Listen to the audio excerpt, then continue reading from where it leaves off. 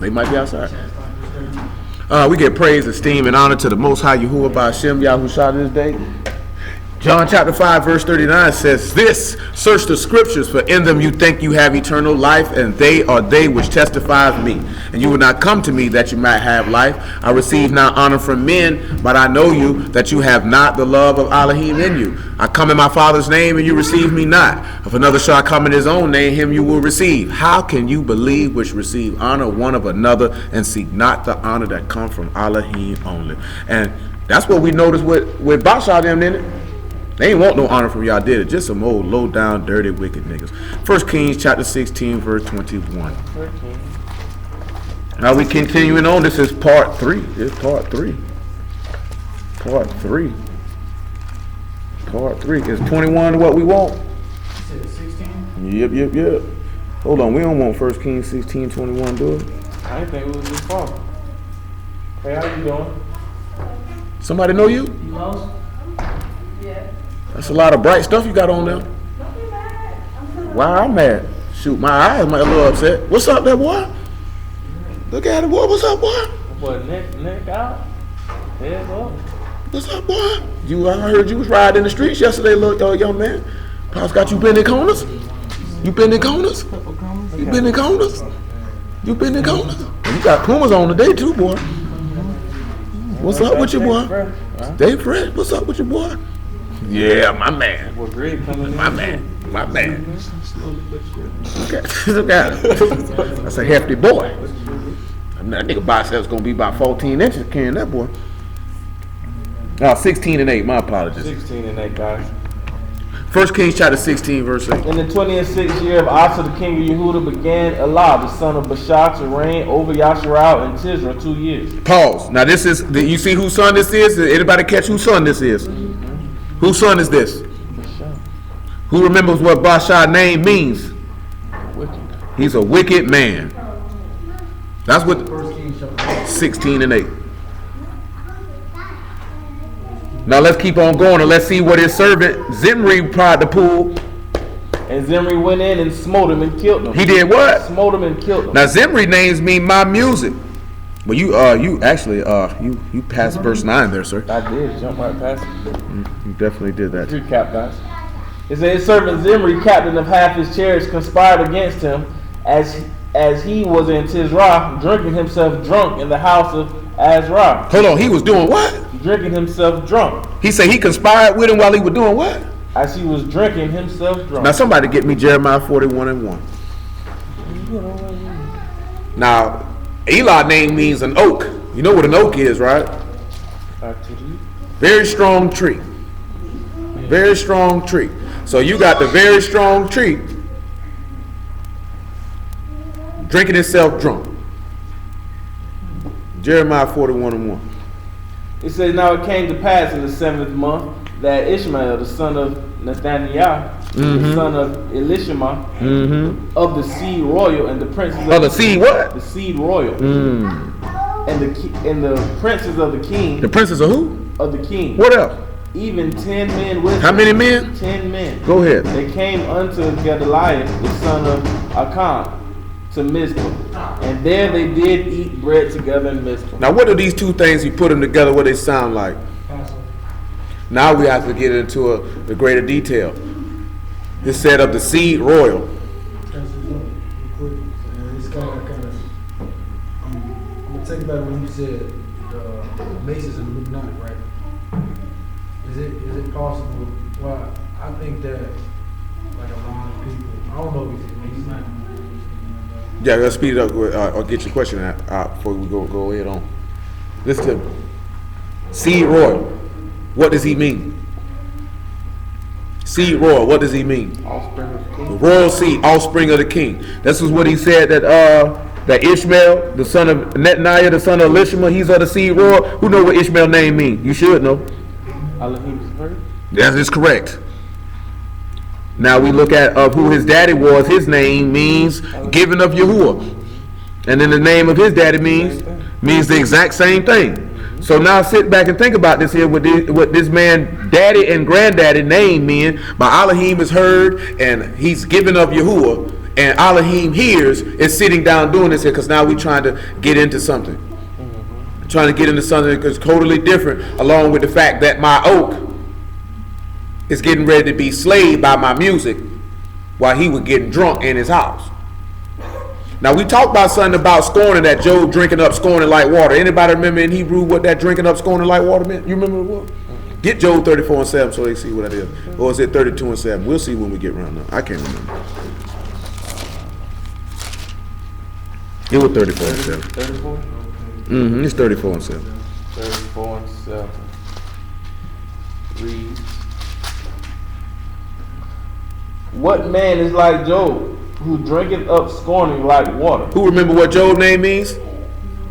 He that is hated. So remember it said that drinking up scorning is drinking up that proverbial cup.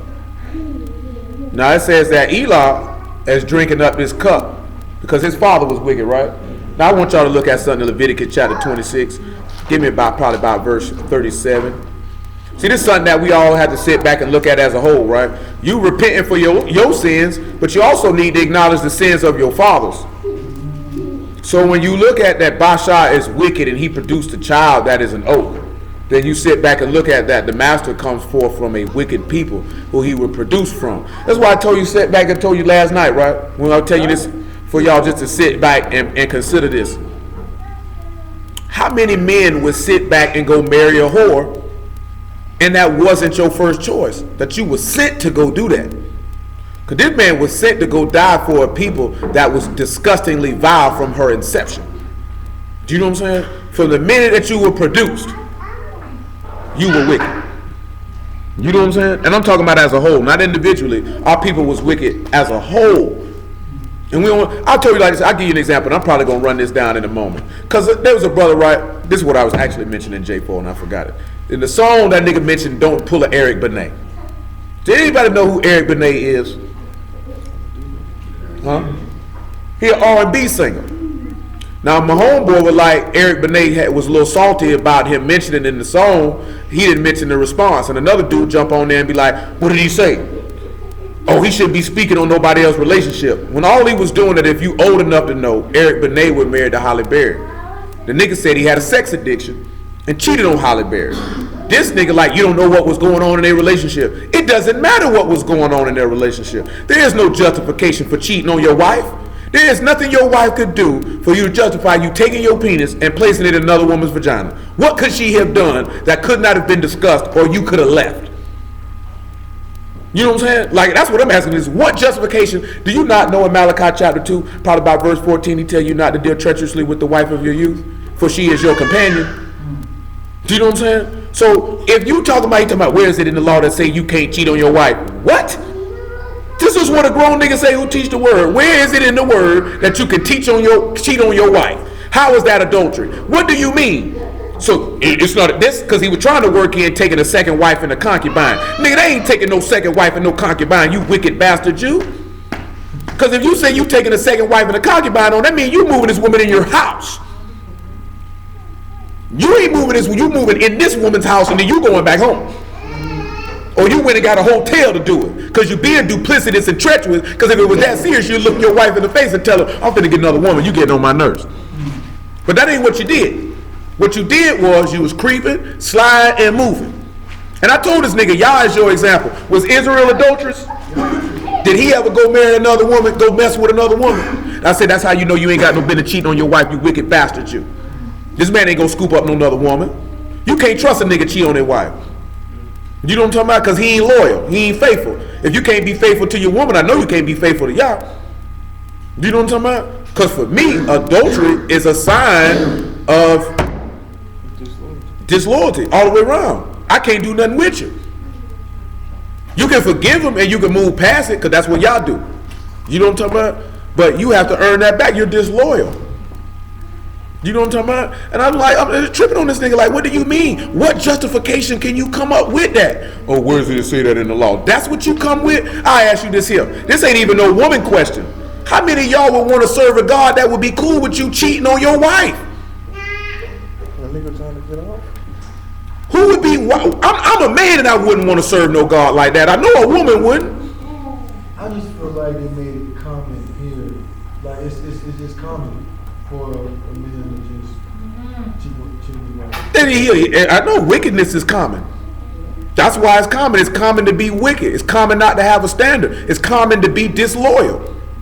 It's common not to be a man or woman of your word. If you marry a woman, you telling this woman, I'm for you and you for me. That's why I mentioned Jose, because he told her, I'm going to take you under me and I'm going to be for you and you're going to be for me. And you will not be for another man, which means he letting it be known, I will not be for another woman. Do you know what I'm saying? If you don't want to be that on that level of commitment, don't get married. Just be in the world and be a whore. But when you look that woman in the face and say, I'm going to be your husband, you're going to be my wife, then you have pledged your loyalty to this person. It's no different when you take that covenant and you get dunked in that water and you come back out. You done told Yahusha, you're going to be my husband, I'm going to be your wife, I'm going to be loyal to you. But yet niggas go commit sin right afterwards. Okay, let me ask you about the Yahusha name. Where did you get the name? Is it in the Bible? Oh man, we ain't got time to go through all that right now. We'll do that when we finish. But no, you're not going to find that in the English translation, no. I'm just saying this one around somewhere. Because I mean, I've heard Yahshua. I know that. It's just a study, a pronunciation, and that's all really what it is. I say when we get finished, we can go through that. Because we can be in here all day, because I can't answer every query you got on everything. We stay there, we'll be here all night. And which I ain't got no problem when we done, though. I answer whatever you want. But right now, though, we have to keep rolling. You know what I'm saying? What you got? 26 and 37. And they shall fall one upon another. Is it 37? Yeah. They Make it fall- 40 though. It say if they shall confess their iniquity. If they should do what? Confess their iniquity. If they should do what? Confess their iniquity. And the iniquity of their fathers. Of their who? Of their fathers. Okay. With their trespasses, This is where I'm reading this here, because this is why the script always keep telling you about these men walking in the sin of Jeroboam. You know what I'm saying? Because that was the sin of their father, Jeroboam. Jeroboam produced the golden calf. And all he was doing was the sins of his fathers in the wilderness who produced the golden calf. And then tried to put Yah's name on their wickedness. So you gotta pay attention to stuff like that. Niggas screaming, Yah this, Yah that, but you wicked though. You know what I'm saying? Don't try to take idolatry, because remember, we seen last night that idolatry in a lot of places just means lawlessness. And when you serve an idol God, you can do what you want to do. So then you have to look at people who proclaim the word, whether they preaching or whether they say they serve it, and then they allow people to do, meaning they don't rebuke or correct and let people do what they want to do. Or they themselves live how they want to live. Because there's a lot of brews live how they want to live. And you see them niggas every week, and what's their favorite line? Keep the commandments to the best of your ability. Or we all trying to get it right. Do you know what I'm saying? That's not sufficient. Because you supposed to get, if you teaching the word, you supposed to have it right. Like I told you, that nigga from GOCC, that man stood out and said, yeah, I sleep around with the women in the congregation. That clearly y'all ain't sent you to teach, because you supposed to have that right before you started. Do you know what I'm saying? Because like he told you in Romans chapter 2, oh, you say you a light to the blind and a guide to those that are in darkness? He say, but you teach if another have not taught yourself? He say, you teach one not to commit adultery, that thou commit adultery? He say, you abhor idols, that thou commit sacrilege? He say, by proclaiming and esteeming the law of Yahuwah, you blaspheme it, because what you tell a person to do, you don't do yourself. You know what I'm saying? See, it's how you gonna live? How can a crackhead help you get off crack and you both smoke crack? How can two punks help each other put away the perversion of homosexuality? We both like men. One of us has to stop liking men to set the example to this one, so he can stop liking men too. Because if we both around here Peter puffing, then guess what? Everybody getting high on penis. Everybody getting high on crack. You run with a bunch of adulterers and whoremongers, you think you're gonna stop? No, you're not going to stop.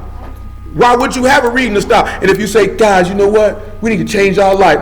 Like, nigga, we been going around the whole house. You going to what? Shoot, nigga, shoot. I ain't finna miss out on no booty. And you going. You know what I'm saying? Because that's just what it is. That's reality. Everybody know. When I sold crack, everybody I was around sold crack. They sold some manner of narcotics. We didn't look down on nobody. We had a homeboy, y'all rest his soul, because he dead. He been dead. Now he been down. What is it, 2017? Shit, my nigga been dead by 12 years. No. Somebody I know personally. You know what I'm talking about? He didn't sell dope. He was with us though. Every day, all day. You know what I'm talking about? He was just trying to get high on some weed, but you know what I'm talking about. But he was with us every day though. He was just trying to smoke. That was cool. I mean, everybody knew it, man. My nigga was, you know what I'm saying? Nigga ain't care. Every now and then we duck him and swerve him though. Cause you know what I'm talking about? That nigga pop up, try to be like this here. I ain't even feel like sharing. You can't get. But one time I had a cold. I rolled all my niggas a J. I said, y'all smoke this one here, cause I'm sick. I'm gonna smoke this one. I ain't sharing. You know what I'm saying? They done smoked theirs. I'm still smoking mine. My nigga talking about, you ain't gonna let me hit that? What? I'm trying not to get in my cold, honestly. You know what I'm talking about? So I'm really trying to burn Dolo, and y'all can have that one. I said, no, my nigga already told you ain't hitting the joint now. You thought I was playing. Smoked it in their face too. You know what I'm saying? One day me and my homeboy Chris was on the back porch, smoking on the lady back porch, and we could see it in our apartments. It was one way in, one way out. So when you come in, you gotta come in this way. To get out, you gotta loop around. So we could see. And we see him pulling in there. I said, boy, that nigga finna call your phone in a minute, boy. I said, nah, he ain't gonna call my phone. Oh, that nigga called him. That nigga peeled up out of there, bent died. I said, bro, he finna go up there and holler at my girl at the store. That's what he finna do. He said, nah, he ain't finna do that. She hit me up. She been looking for you. I said, nigga, I told you. We had to duck him though. She said you brought up smoking. Yeah. No, we don't smoke no weed. Huh? We don't smoke no weed. Hold on, you said you don't smoke? We don't smoke. Not no more? No. You used to? Yeah, for 20 years. So you don't think that that's okay in moderation? Just It's like not okay at all. Why would you smoke drinking it? and drinking is okay? I wouldn't drink because I don't know what he calls being drunk. I can't tell you not to drink, but I Being drunk is don't. when According you to who? control your situation. According to who? Well, that's right. According to, that's right. I don't know. That's why we don't drink. You just don't drink at all, even though Jesus drunk one. Yeah, he did drink, and I'm not saying that you can't drink. What I'm saying is I don't know what he considers to be drunk. Take a little shot of bathroom. Man, you know you. I'm talking about Yah. I don't know what he consider. What I could consider to be drunk, maybe not drunk, maybe pissy drunk to him. So you just don't do it at all. Just don't do it. Like we're not saying, oh, you sin because you sip some of that Quavo. No, but shoot, he might say you drunk though. You know what I'm saying? Because there's a lot of niggas that be stone cold drunk and he be like, I'm sober, and be like, nah, nigga, you drunk. Yeah, they just lied to them, so they know they messed up. And our thing is, we don't know what Yah considers to be drunk. He say no drunkard can't get in. I'm not going to take that chance. That's better safe than sorry, because I had a homeboy that could drink 4 bottles of wine, and you would see him, and you would not think that he had just drunk 4 bottles of wine. You would have thought he was sober. But he drunk as a skull under the skin. You better know he was. Shoot, I don't care how much 4 bottles. Well, it's coming out the pores. It's got to be. 4 bottles? And I'm talking about by 11 o'clock in the morning. Yeah, come on, man.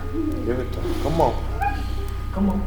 So getting high is not good. No, sir. I mean, ask yourself this. Are we supposed to be like the Most High? Yeah, he didn't do it. Yeah, is he smoking weed right now? No. I seen niggas say they were smoking weed in the tabernacle because they were burning incense. Oh, dog say that liquor get that liver. Had your eyeballs yellow. Yeah, 41. 26 and 41. So want your eyeballs yellow. And that I also have walked contrary unto them and have brought them unto the land of their enemy. Brought them where? Into the land of their enemy. What happened? And if then their uncircumcised heart be humble. If it be what? Be humble. Okay. And they then accept the punishment of their iniquity. If they accept it, Then I will remember my covenant to Jacob, and also my covenant to Isaac, and also my covenant to Abraham will I remember. you notice what he said, if they uncircumcised heart be what? Humble. Now let's get Colossians 2 and 8.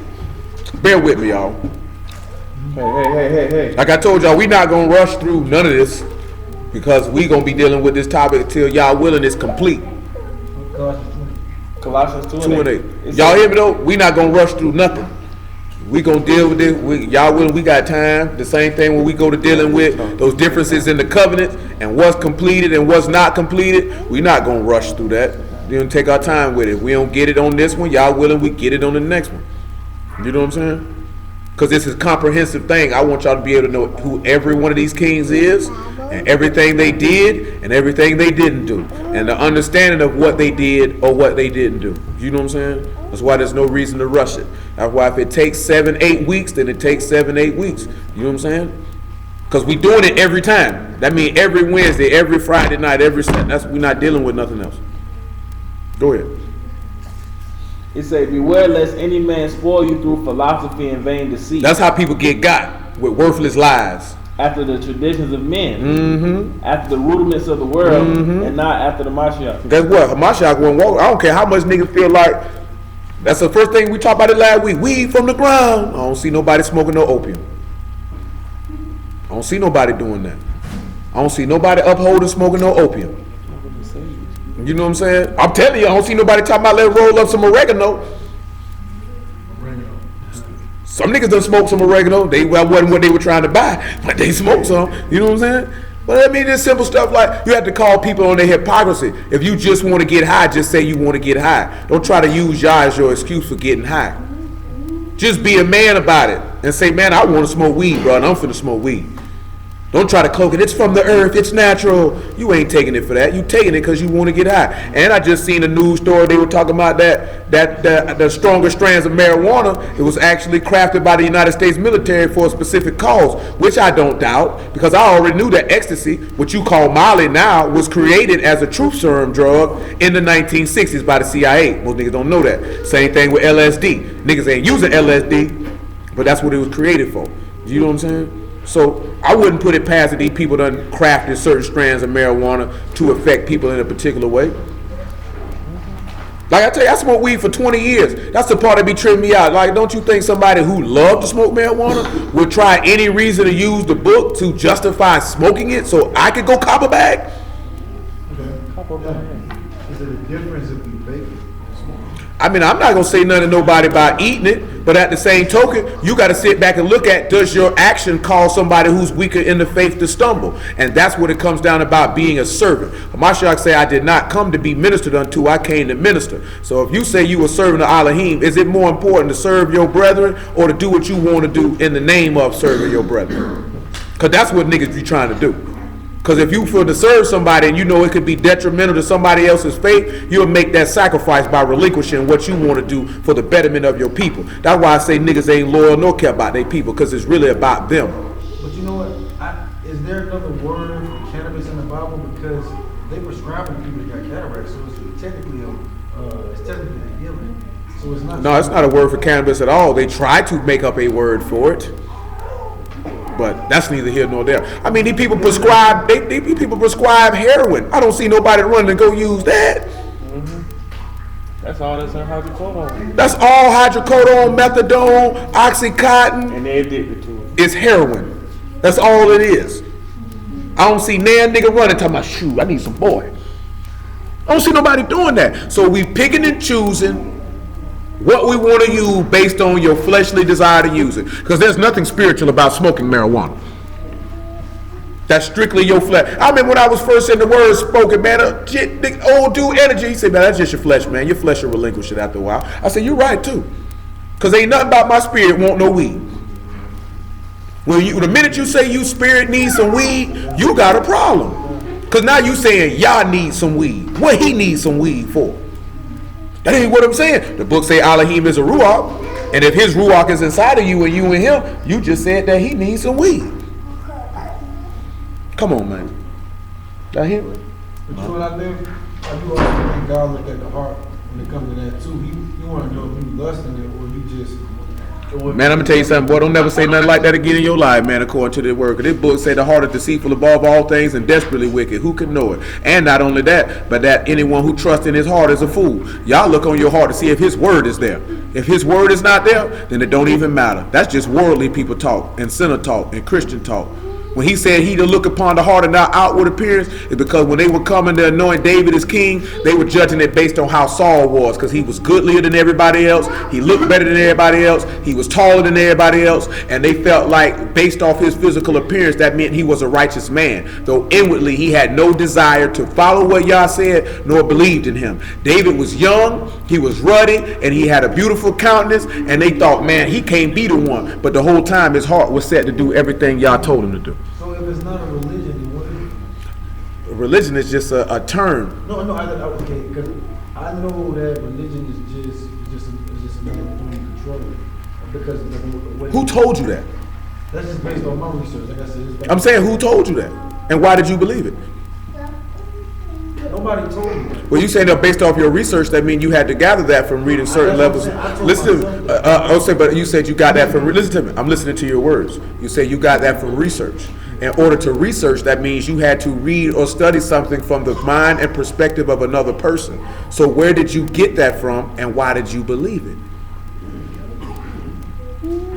But I believe That religion is just a trap to control. Where did you get that? Because I've read that in numerous different books and publications in my 37 years of living. So where did you get that from, and why did you believe it? okay,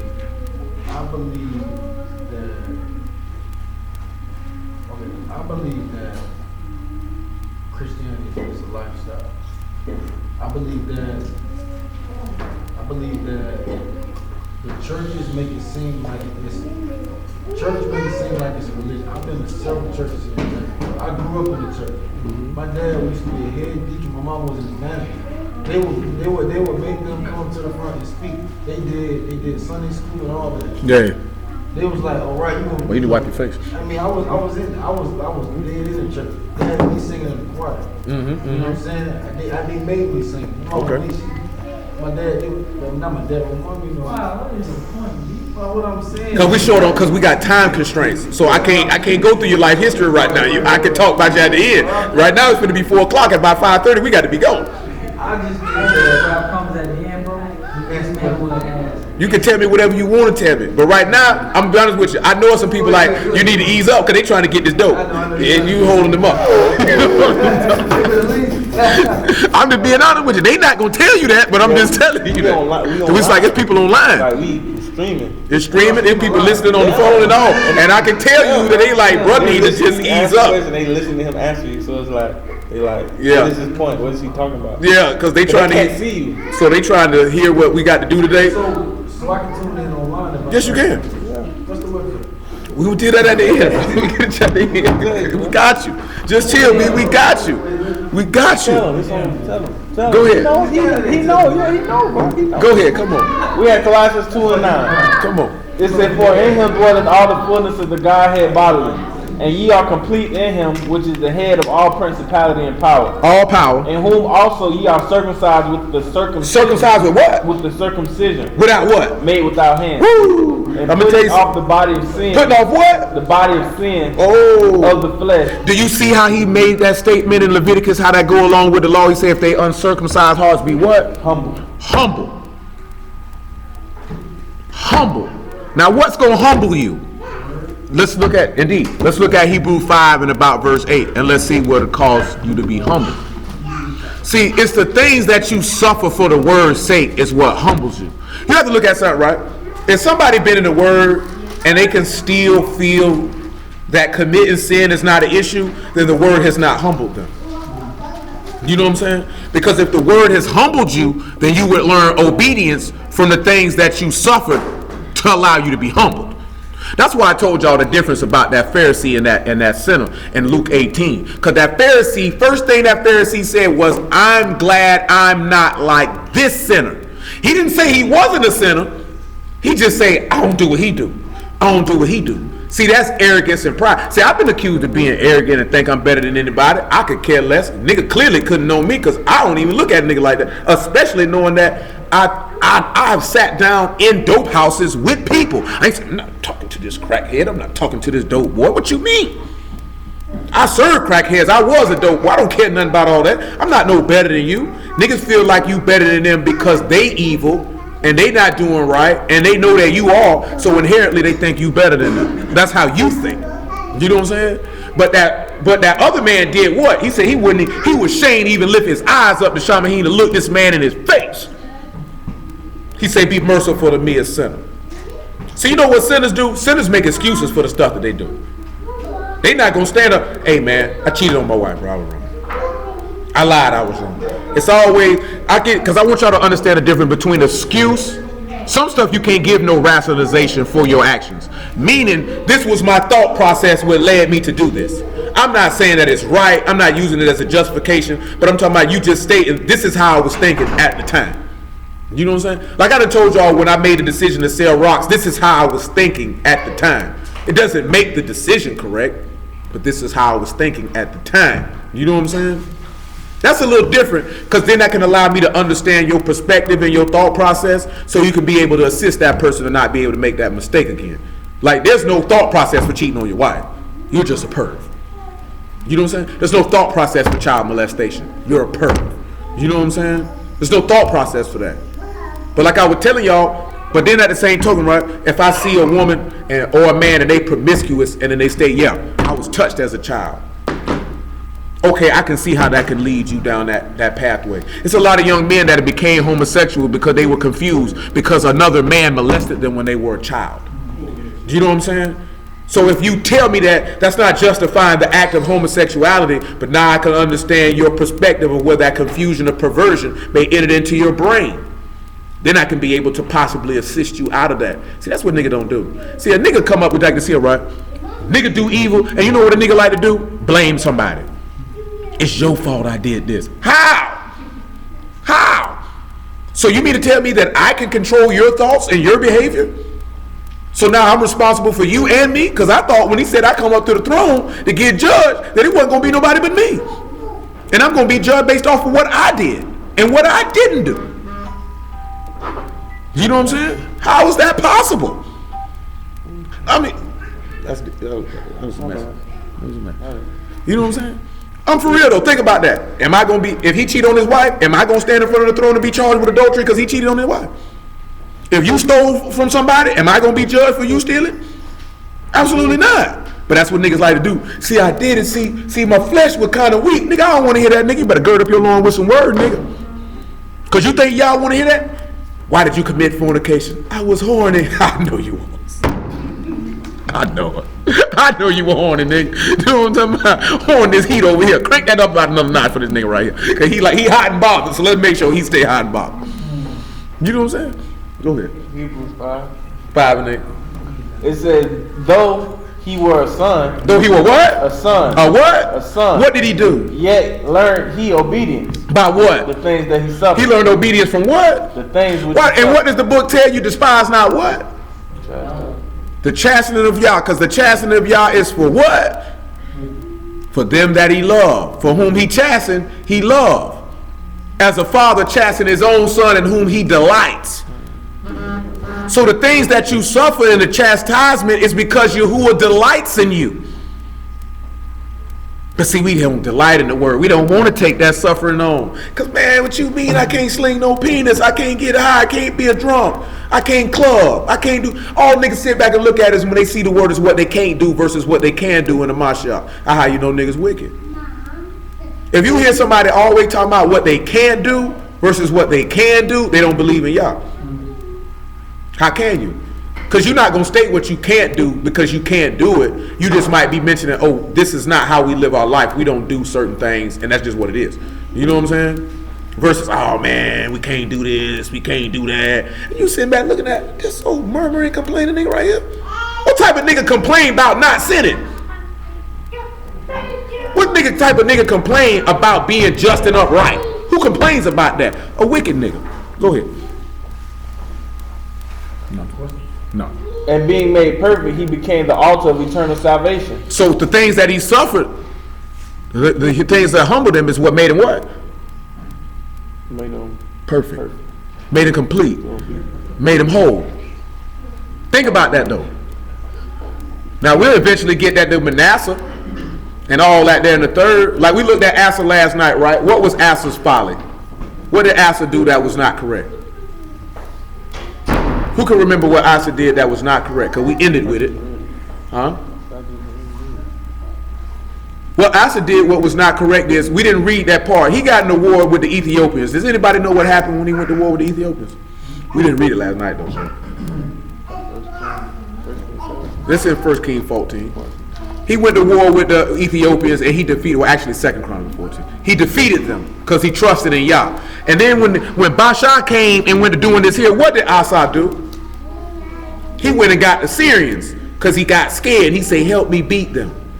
And he said, you know what? You're going to have wars because you didn't trust in Yah. You didn't rely on Yah like you did the first time. You relied on yourself.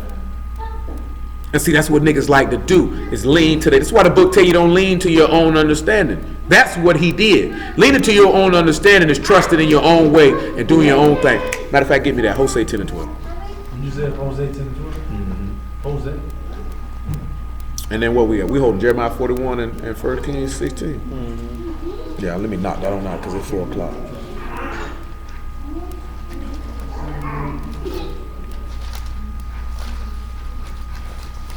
Because we're going to look at a lot of, because I know a lot of times you might read certain stuff in the prophets where some of these people's names might be mentioned and then you don't know who they are and you don't know what they did.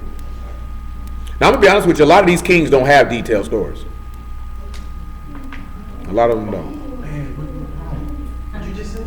A lot of the kings that are mentioned in the word, they don't have detailed stories. Do you think you a king? As forth as what? I mean, we all are. If you've been washed to the blood of Mashiach, he made us kings and priests through his own blood. But that's a whole nother matter for a whole nother time. Why you think we're the most hated? We're not hated because we're hated. We're hated because they hate our God. They truthfully don't care nothing about us. They just hate Yah. If we weren't the people of Yah, then they wouldn't have that problem with us. So again, because they can't take out their anger on Yah, they take it out on those who look like him and who are from him. But they really don't have a problem with you. He said, he that despiseth not man, but Elohim, because he's given unto us his Ruach HaKadosh. They just hate Yah. That's it. They didn't necessarily hate Yahushua. They hated Yah because everything that he did was a representation of Yahuwah.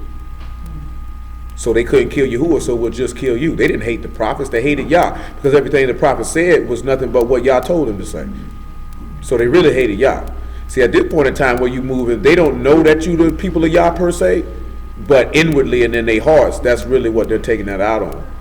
And plus these people hate you like this here because you're talking about centuries of a crafted mind state to deplore and despise a particular group of people. If I teach someone for 300, 400, 500 years to hate a group of people, then that generation of children will hate that group of people. Now, this brings me to my next question. I had to stop you. It's in the word. You know, in the word it says that God gave man dominion over the earth. So that means that we are kings over this earth. Now No, he didn't give man dominion over the earth. He gave Adam dominion over the earth. Adam is a man. Okay, a man, one man, singular. Men. No, he gave Adam. He gave it to Adam. Okay, then Adam had a seed. So Okay, but that dominion over the earth wasn't given to Seth. It was given to Adam. It wasn't given to Cain. Wasn't given to Abel. It was given to Adam. And that's representation of giving it to Mashiach later. Man doesn't have dominion or rule over the earth because it's not your earth to have rule or dominion for, because he did not make it for you to have rule or dominion over. Okay, so why is the government controlling it then? They got dominion over it. Like you just They don't have dominion. They have dominion and rulership because Yah gave them ruler and We dominionship. didn't give it. They took No, it. they didn't take anything. I said Yah gave it to them. Yah said he give kingdoms to whomever he want to give it to, when he want to give it to them, and take them down whenever he want to take them down. So every government that's set up is because Yah set them up. They didn't take nothing from no one. Okay. So you think that Yah is controlling Yes, everything? absolutely, without question, unequivocally. So if he's controlling everything, why did he give us free will? That doesn't make any sense at all. What you just asked. He doesn't control us. We have free will. We can, Okay, I can go out- yeah, you can. Yeah, you can. But guess what though? The things that going around you, that man in control of that. He control of the weather. He control of the animals. He can make a bear come in here and eat just you. He cannot control you. You know what I'm talking about? Well, I get what you're saying. Okay, but you talking about, but that's not what you talking about. Something that has absolutely nothing to do with what you just said. Okay, I understand that, but what you just stated, those two things don't go together. Yeah, free will. Free will and the controlling of government systems don't go together.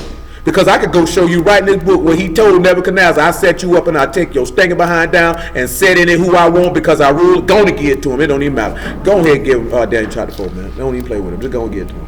Let the text tell you. Yeah, it's Daniel 4 I want, ain't it? It's Daniel 4. What it is? About verse 33? I'm going to tell you what the book say.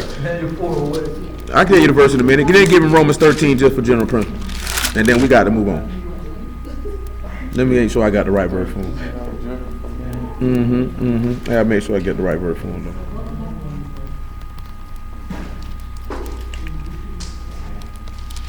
I got to remember where's the verse at. It might be Daniel chapter 2.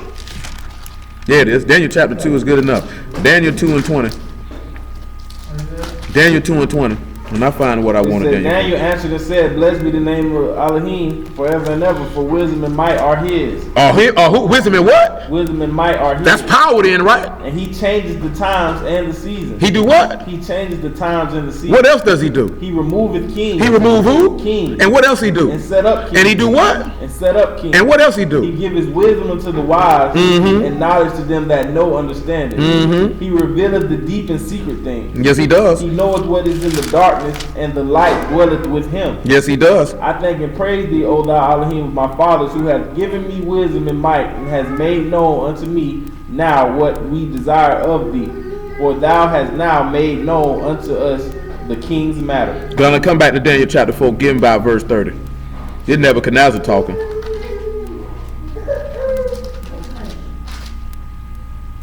That still ain't what I want specifically though. It say, the king spake and said, "Is not great Babylon that I have built for the house of the kingdom by might and power for the honor of my majesty?"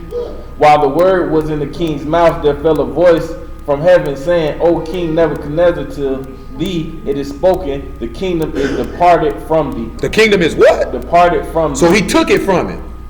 "And they shall drive thee from men, and thy dwelling shall be with the beasts of the field. They shall make thee eat grass as oxen, and 7 times shall pass over thee, until thou know that the Most High ruleth in the kingdom of men, and giveth it to whoever he will." So he gave it to who? To whomever he will. He gave it to who? Whomever he will. So that means he over that. He run. That was what I wanted. Yeah. That was, That was- Romans 13. 13 and 1. Guess what? Who set up Saul? The people did. Remember that, the people did. But who set up David? Elohim set up David. And nobody could took the kingdom from David, did it? And guess who was supposed to be king instead of Solomon according to bloodline? The first one. Adonijah was supposed to be king. But who did he set up? He gave it to who he wanted to give it to. Okay.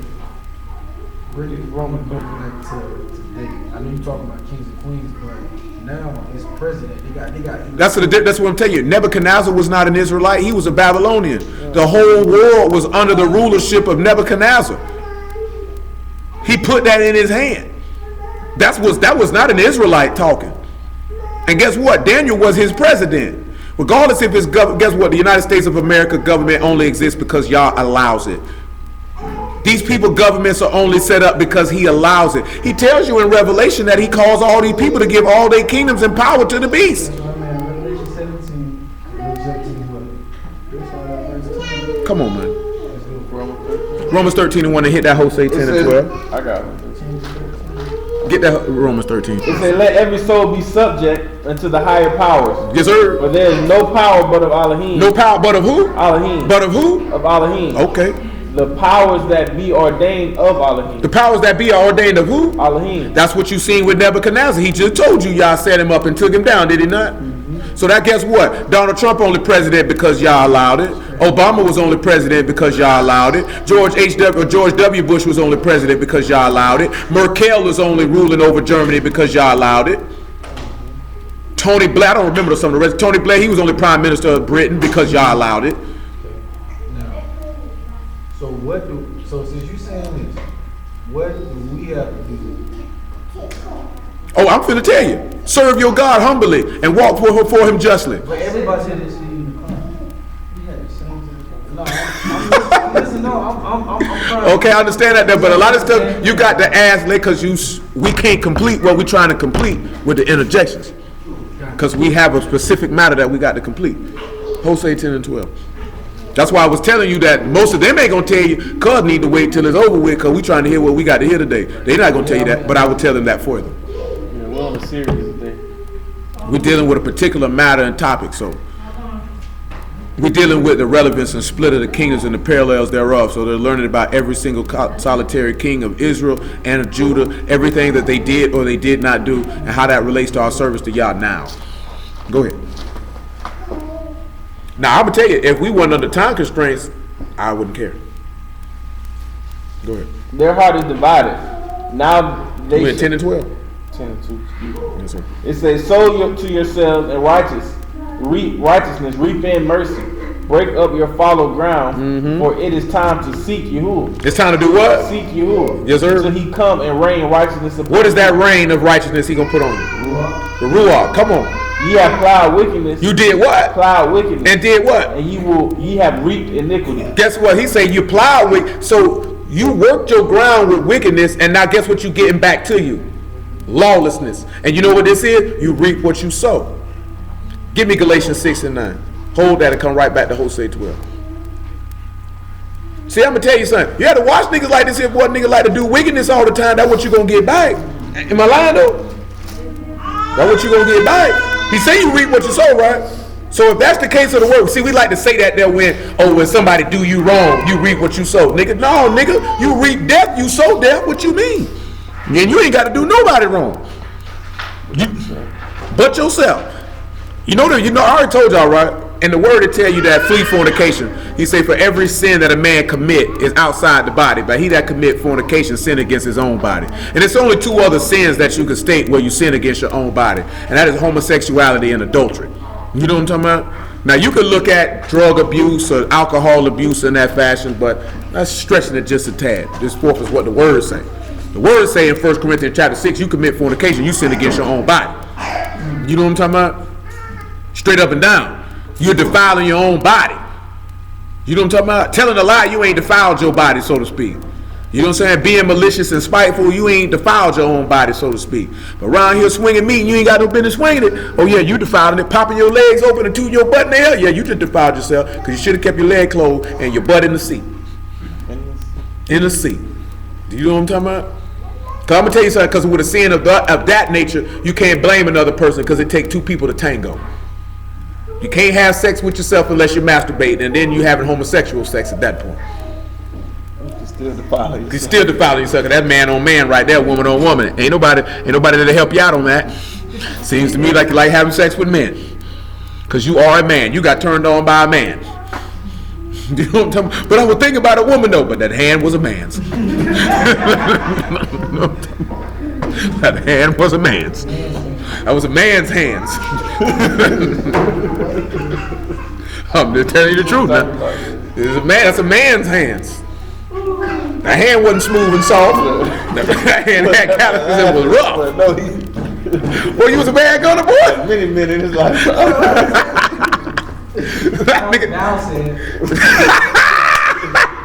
I'll take my charge. Ain't no shame in my game. He say like this, he done shot down a couple. He said, I ain't know no better. He said, I was young. What? He said, Young and restless. Young and restless. That nigga said, I ain't know he do all that. Let me try him out.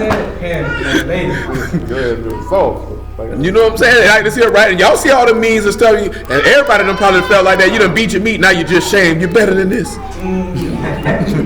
You're better than this. You ain't feel like that from about 12 to 16, but when you started getting freaky, you knew you were better than this here. Sitting there looking at that porn tape like, why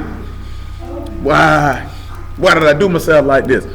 Like this here. I watched the boy be out there tricking with them bases over there on McDuff and Phillips and Main Street.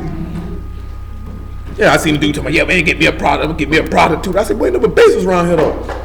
I'm talking about this just the other day. He told me, that's why I love living over here. They go one right there. I'm like, nigga, that's a smoker, nigga.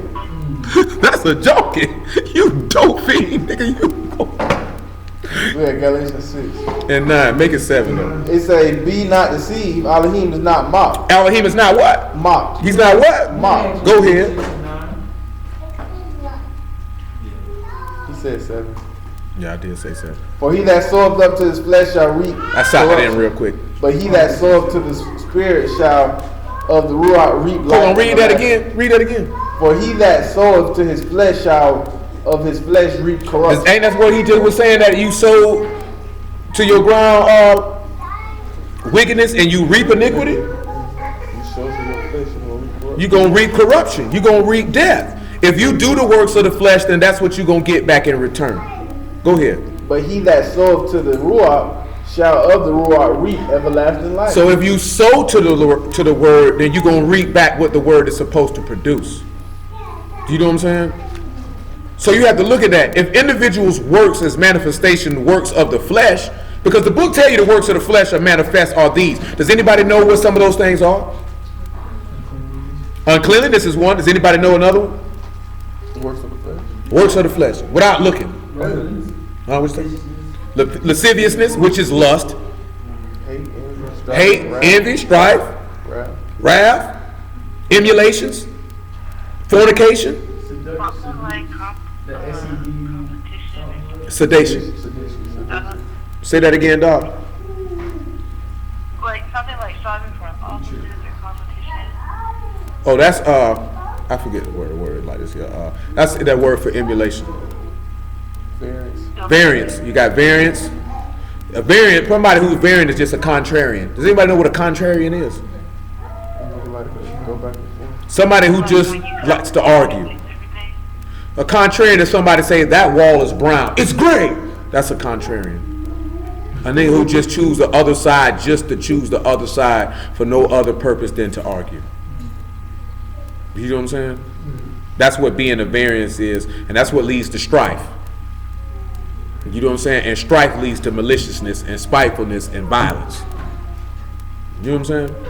Then you have to watch people who like to manufacture strife where there is no strife. You know what I'm saying? People that like to, those is what we would call a drama queen or drama out. You have to watch people like that like to manufacture, because drama ain't nothing but situations to cause chaos, cause confusion.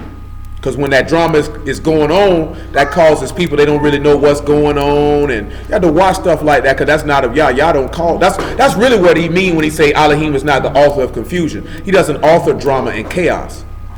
You know what I'm saying? Yah doesn't deal in drama. Because when we look at drama, the time frame that we in, is people who like to keep stuff going on where there was nothing going on. Everybody knows somebody like that. It's very unattractive in a woman. It's 1,000 times worse when it's a man that does it, because we consider that to be a feminine trait. You know what I'm saying? Causing drama. Truth be told, though, historically, when you look at it, men do it more than women. They just do it on a larger scale. A lot of the wars you've seen were because of men causing drama. You know what I'm saying? When you look at it on a minor scale and we blame women for it, you know what I'm saying? But in actuality, in reality, men cause way more drama than women. I just think it has to do with control when it comes to men. Like being in control of a situation, or if we're not in control, it's that egotistic. I mean, to a certain extent, but some men just like to have chaos going on and have people going to war at one another. So basically they can, because all drama is for the manipulation of a means to an end to get something that a person wants. You know what I'm saying? Whether it's to get people to listen to them, follow them, get some butt, get some money. Some people just create drama because they just like to sit back and watch people war with one another. It's their entertainment. You know what I'm saying? Either way it go, it's a sick person. You know what I'm saying? All the way around. Because if you like drama, it's something wrong with you. Because I can't care. Especially when I was smoking weed. Oh, man, stay away from me with that. You know what I'm saying? You're going to blow my high. Nigga, I'm chilling, y'all, who cares? And I'm going to tell you also another thing with drama. Drama causes you to have to be involved in other people's business more than you would actually need to be. Because people who like drama, they like to gossip and they like to be in people's business. You know what I'm saying? That's why I say more men do it on a larger scale, because that's all the United States is a drama out hoe, because she stay in people's business. You know what I'm saying? Come on. Where I got you at? Back a little bit. We good in Jose. Come on back to 1 Kings 16. Now we in verse 9. We got to reconcile verse 9 and chapter 41 of Jeremiah. We looking at Jeremiah 41:1 and 1 Kings 16 and 9 at this point. What we'll do is I started with the Jeremiah 41, but we're going to knock out 1 Kings 16. Well, I started with 1 Kings 16. We're going to knock this out and then go to Jeremiah 41. Sound good to you? Yep. Let's get it. 16 and 9. And the servant of Zimri, captain of half his chariots, conspired against him as he was in Tisra. His servant Zimri. Who would his servant be representative of if he was conspiring? Who would he be representative of? Come on, Henry. Yeah, John 13:1. Because remember, it's his servant that's conspiring. Say hey, Henry.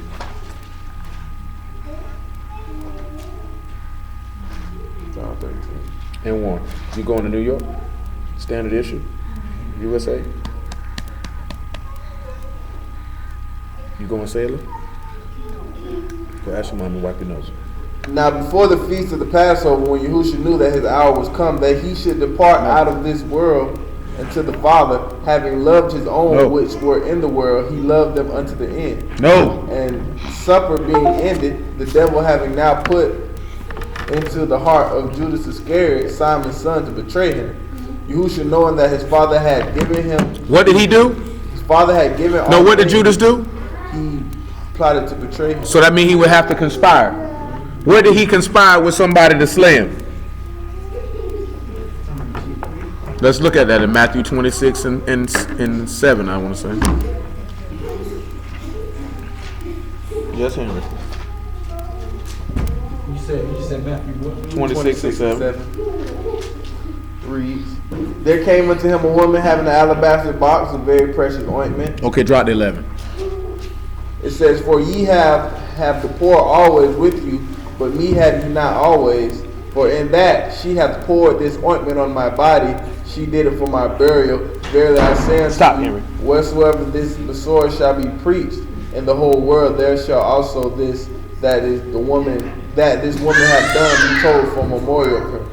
Then one of the 12 called Yehuda Iscariot went unto the chief priest and said unto them, what did he say? What ye give me, I will deliver him unto you. Now with Zimri plotting against Elah, what violation of Proverbs 6 did he violate? Of the 6 things that are an abomination and the 7 things that Yah hate, what did Zimri violate? Huh? We could say that there. We can't necessarily say that. We can't necessarily say that Elah was. Well, it doesn't say he got a chance to do any evil. So it doesn't state that he got a chance to commit any sin. He definitely sowed discord, and we're going to get to some discord in a moment. We are actually going to get. Yeah, he already been grabbing on that. No, actually, we can't necessarily say discord because it doesn't say that he's caused any division between anyone. But he did violate 2 different things, possibly 3. And that's the one thing I want y'all to keep in mind every time we look at any of these kings that were wicked is, what are their violations of the 7 things that Yah finds to be abominable and hateful? The first thing that this man did is he devised a wicked imagination because he conspired to slay a man. The second thing that he did is his feet were swift to running to slay the man. And the third thing that he did is he had a proud look because pride had to be in his heart to even take this man's position. Now, as far as bearing false witness, we don't see that. We don't see him a witness for telling lies. We don't see him sowing any discord. And we can't say with definitively that Elah was innocent blood because of the reason that Elah was supposed to die. Does anybody know why Elah was supposed to die? Because of his father. Remember, we read that Baasha's house was cursed. And he told him he'd kill everybody that pissed against the wall. So that's why we can't say that he's innocent blood. But now it says that he drunk himself drunk in the house of Yahsar'al, the steward of his house in Tisra. Now let's look at something in Matthew chapter 26 and about verse 19. It said, and the disciples did as Jews had appointed them, and they made ready to pass. Back me up to 15 there. And he said unto them, what will you give me? And I will deliver him unto you. And they covenanted. My bad, he broke up. Yeah. And my eyes low. Covenanted with him for 40 pieces of silver. And from that time he saw opportunity to betray him. Now the first day of the feast of unleavened bread, the disciples came to Yahushua, saying unto him, where wilt thou that we prepare for thee to eat the Passover? And he said, go into the city to a man and say unto him, the master said, my time is at hand. I will keep the Passover at thy house with my disciples. Hear the word? Keep thy Passover at thy house with my disciples. Yeah. And the disciples did as Yahushua had appointed them, and they made ready the Passover. Now when the even was come, he sat down with the 12, and they did eat. He said, verily I say unto you that one of you shall betray me. And they were exceedingly sorrowful, and began every one of them to say unto him, Master, is it I? And he answered and said, he that dippeth his hand with me in the dish, the same shall betray me. The Son of Man goeth as it is written of him, but woe unto that man by whom the Son of Man is betrayed. It had been good for that man if he had not been born. Then Yehuda, which betrayed him, answered and said, Master, is it I? And he said unto him, thou hast said. And as they were eating, Yahushua took bread and baruched it and brake it and gave it to the disciples and said, "Take, eat, this is my body." And he took the cup and gave thanks and gave it to them, saying, "Drink ye all of it. For this is my blood of the New Testament, which is shed for many for the remission." So was he not in his house getting drunk while Judas was in there conspiring? Yeah. And what was he being drunk on? He was getting drunk on the wrath of Elohim. And Judas wasn't trying to kill him so he could be king himself like Zimri, but yet he was slaying this man so that these people could continue to rule over the people as they had been doing. Like we read in John, he says that we will lose our place in the nation. That's all they were looking for, is their place. See, a lot of the time people want to remove people out of the way when it comes to the word or any other things because they're just looking for vain esteem in their place in front of the people. Give me that, what that is, Galatians chapter 6, man, about verse 3. That's all niggas really be wanting, is some vain esteem. Let me make sure that's what I want to do. That token right there is not in that particular verse. I can't recall where he state that at. And it be in my head every time. I can't remember where it's at. Galatians ain't what we want though. Come on back to 1 Kings 16. This man sent me a message. I ain't even see it. No, I can't even respond. Rob Brittany. I think she either done blocked the nigga or We have verse 10. It says, Zimri went and smote him and killed him in the 27th year of Asa, king of Yehuda, and reigned in his stead. And it came to pass when he began to reign, as soon as he sat on his throne, that he slew all the house of Baasha. And he left him not one that pisses against the wall, neither of his kinsfolk nor of his friends. Thus did Zimri destroy all the house of Baasha, according to the word which Yahuwah, so he killed them all. which he spoke against Baasha by Yahuwah the prophet. For all the sins of Baasha and the sins of Elah his son, by which they sinned, and by which they made Yahsar'al to sin, and provoking Yahuwah Elohim of Yahsar'al to anger with their vanities. Now the rest of the acts of Elah and all that he did, are they not written in the book of the Chronicles of the kings of Yahsar'al? And in the 27th year of Asa king of Yehuda did Zimri reign 7 days in Tisra, and the people were encamped against Gibeathon, which belongeth to the Philistines. So now Zimri has become king. But now we see right this here, right? It says Elah was a sinner. Yeah. You notice that in verse 13? Say all the sins that he sinned, which made Yahsar'al to sin, and provoking Yah to anger. So let me show y'all something about provoking Yah to anger. Is that 1 Corinthians chapter 10, verse 20? Get that for me, please. Let me show you how people like to provoke this man to anger. Let's look at how people like to provoke him to anger. Because we just sat back and read and said that Elohim is not mocked. Elohim is not mocked. 1 Corinthians? Mm-hmm.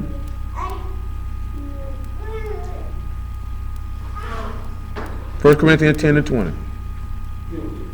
But I say that thing which the Gentiles sacrifice, they sacrifice to devils and not to Elohim. I would not that ye should have fellowship with devils. Ye cannot drink the cup of the master and the cup of the devil. Ye cannot be partakers of Yahuwah's table and the table of devils. Do we provoke Elohim to jealousy? Are we stronger than he? All things are So no, read that again. He said, do we provoke Elohim to jealousy? Are we stronger than he? Are we what? Stronger than he. Did it say that they're provoking him to jealousy? Hold on, start it over again so they can catch. Just listen to He him. cannot drink the cup of the master and the cup of devils. This is not what Elah and Baasha and Jeroboam doing? Ye cannot be partakers of the master's table and the table of devils. You can't. Why? Do we provoke the master to jealousy? Do we provoke him to jealousy? Do you not realize when you serve idols, you're provoking this man to jealousy? Do you not realize when you lukewarm and you halting between two different opinions, you're provoking him to jealousy? He said his name is jealous. What happens when y'all jealousy is stoked? His wrath is brought forth. This is what these men were calling the people to do. And this is what happens when you allow people to feel comfortable and walking in ungodliness. Hold on, man. That dog gonna call drop, man. I hate when that junk do that, man. You got to think about that. See, we don't think about them things because we only think about what we want and how we want to do it. But if it's wrong, it's wrong. This your life you talking about. Come on. Welcome. This service is provided provided by freeconferencecall.com. Please enter your access code followed by the... All right, hold on. Anybody got no pen? Please enter your access code followed by the pound or hash sign. Miss Bonta, you ain't got no butterscotch back there? Please enter your access code followed by the... You got He cinnamon called too? back. Yeah, hold on, Doc.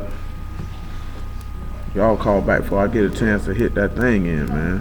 The number you are dialing is outside of your plan and will incur a 1 cent per minute charge if you continue. You can hang up now to avoid the charge. Look. Welcome Thank you. Something, to the man. free conference call number on July 12th. Okay, good. That's what I up on. 15156. I'm sorry I put you on the spot like that. 191. There are Everybody don't know about our little participants dad. in the conference. She always Please announce yourself. All right.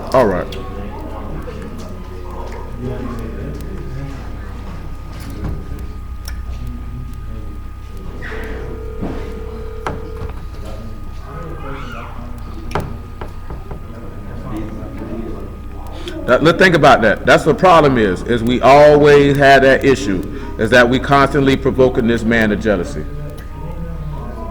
We always provoking this man to jealousy. Always. And we always provoking this man to jealousy by doing what we want to do and trying to slap his name on it. You know what I'm saying? You cannot sit down with the devil or sit down with wickedness and sit down with him at the same time. You can't do it. You either all in or you all out. Do you know what I'm saying? There is no in between. Like I told you, like I said, some of y'all may have not heard this last night. Some of y'all might have. All right, let me ask y'all this question right here. How many of y'all believe that you have a grace period? A grace period.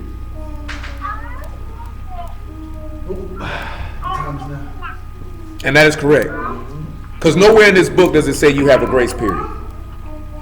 Nowhere. You don't have because a grace period is a determined amount of time. You know, you have 15 months to pay this bill. You know what I'm saying? You don't have no time to pay no bill when it comes to this man. There's a time of restitution. You know what I'm talking about? And you don't know when that time is where he's going to call your debt due. You know what I'm saying? Like we told you, man, scripturally, grace is a gift that one has achieved that they did not deserve. That is mercy that is not earned. Mercy that is given at the discretion of the mercy giver. You know what I'm saying? If that man wanted to give somebody mercy for 15 sins consecutive, that is Yahuwah's prerogative. That's what he chose to do. If he chose to cut you off after 2 instances, that is Yahuwah's prerogative, because truthfully, you were not owed mercy after the first one. See, because he might look at a dude on the Sabbath picking up sticks. He ain't get no mercy. He ain't get none. They caught him picking up them sticks. They say, what ought we do with it? Let's hold him in the ward and see what the mind of Yahuwah is. He said, stone him. Why he ain't get no mercy? Because he didn't want to give him none. And that was his objective. Did he owe him any mercy? No, he did not. And that's why our mind got the shift from thinking that man owe you. That man don't owe you. You know what I'm saying? And that's why niggas don't have no problem committing the sins that they commit. And you know the first thing they want to scream? Yah, his mercy endures forever. Yeah, to the righteous. It don't endure to no sinner. And when I say that, meaning someone who knows the word and chooses to do opposite. Because that mercy does endure to a sinner who knows not. That's why they're still alive. That possibly that he might cause them to turn from opposing themselves when they hear the word. So let's just let that be known. Because we're not talking about people who don't know. We're talking about people who know. Because if you know, you ain't got no business fornicating. You ain't got no business committing adultery. You ain't got no business lying, stealing, cheating, doing none of that. Because you know. If you know Yahushua, you definitely ain't got no business dealing in no witchcraft. You know what I'm saying? No astrology, no idolatry, no none of that. Because like we've been mentioning, you got to keep, and you're going to see this more and more. Idolatry is lawlessness, because these gods don't have a standard. Allah's standard don't count because he's trying to piggyback off Yah's. You know what I'm saying? And the rest of them niggas is just, hey, be one with your consciousness. What is that? I just seen a brother last night. That man say he was finna practice Buddhism in his house, but he say he served Yah, naming Hebrew characters and everything. Serving Buddha. Buddha's not a god, he's just a master teacher. But you throwing in your hands calling on though. You know what I'm saying? And we think that, oh, it don't matter. Buddhism is just like the Torah. Lawlessness. You know what I'm saying? Because Yah requires something of his servants. All these other gods do not. And that's why people like them. And that's why wicked niggas like this one here. This is what wicked niggas like. Let me say Yah's name, but live how I wanna. Because people gonna identify that if you know Yah, you gotta be righteous. Or if you know you an Israelite, you gotta be righteous. Because you know his name. Or you know your nationality. And they'll turn a blind eye to all the wicked stuff that niggas be doing. Why would we be content with that if we say saving our soul is what we're after? Why are we content with mediocrity? We content with that. You know what I'm saying? If you sit back and you ask yourself, in the last 7 days, have I done anything unrighteous? And you can say that you have, then what are you doing to change that? Are you just saying, Yah's mercy endures forever? You're wicked at that point. You know what I'm saying? Because you don't actually fear him. You don't actually appreciate his grace and mercy because you feel like it's owed to you. And I'm going to give you a news flash. Nobody owes you anything. No one owes you anything. Come on, man. We in King, right? Huh? No, we not in King? Where you was at? We in King 16 and King 11. We in 11. We in 15. Oh yeah. You said King 16 and 11? First 16 and 15. We're 16. Give him 15 though. Alright. It's in the 27th year after King Yehuda did Zimri reign 7 days in Tirzah, and all the people were encamped against Gibeathon, which belonged to the Philistines. Listen what it says. And the people that were encamped heard say Zimri hath conspired. And did what? And has also slain the king. What happened? Wherefore all Yahsar'al made Omri the captain of the host king over Yahsar'al. So what ends up happening at this day? There seems to be a what? Now you can read Hosea 10 and 1. Well, 10 and 2. There seems to be a division amongst the people. The people are divided now.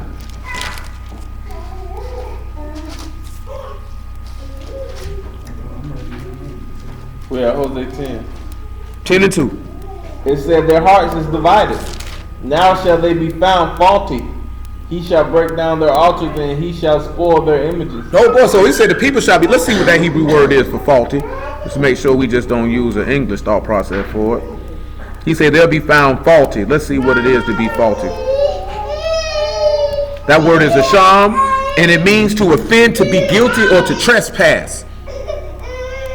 To commit, to do wrong, to commit an offense, to be held guilty, or to be desolate. So when it says that they're divided, it means that to commit a sin. The people are divided here. Now that's talking about a Mashiach, because the people definitely were divided on that end. What is that? John chapter 7? Go on and get it for me. About verse 45. What you want, Henry? Because all the people divided here with Zimri and Omri. What you say, Henry? What's up, Henry?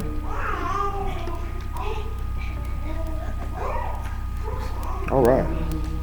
7 and 45? Yeah, tell me what that say. Then came the officer to the chief priests and Pharisees, and to they that said unto them, why have ye not brought him?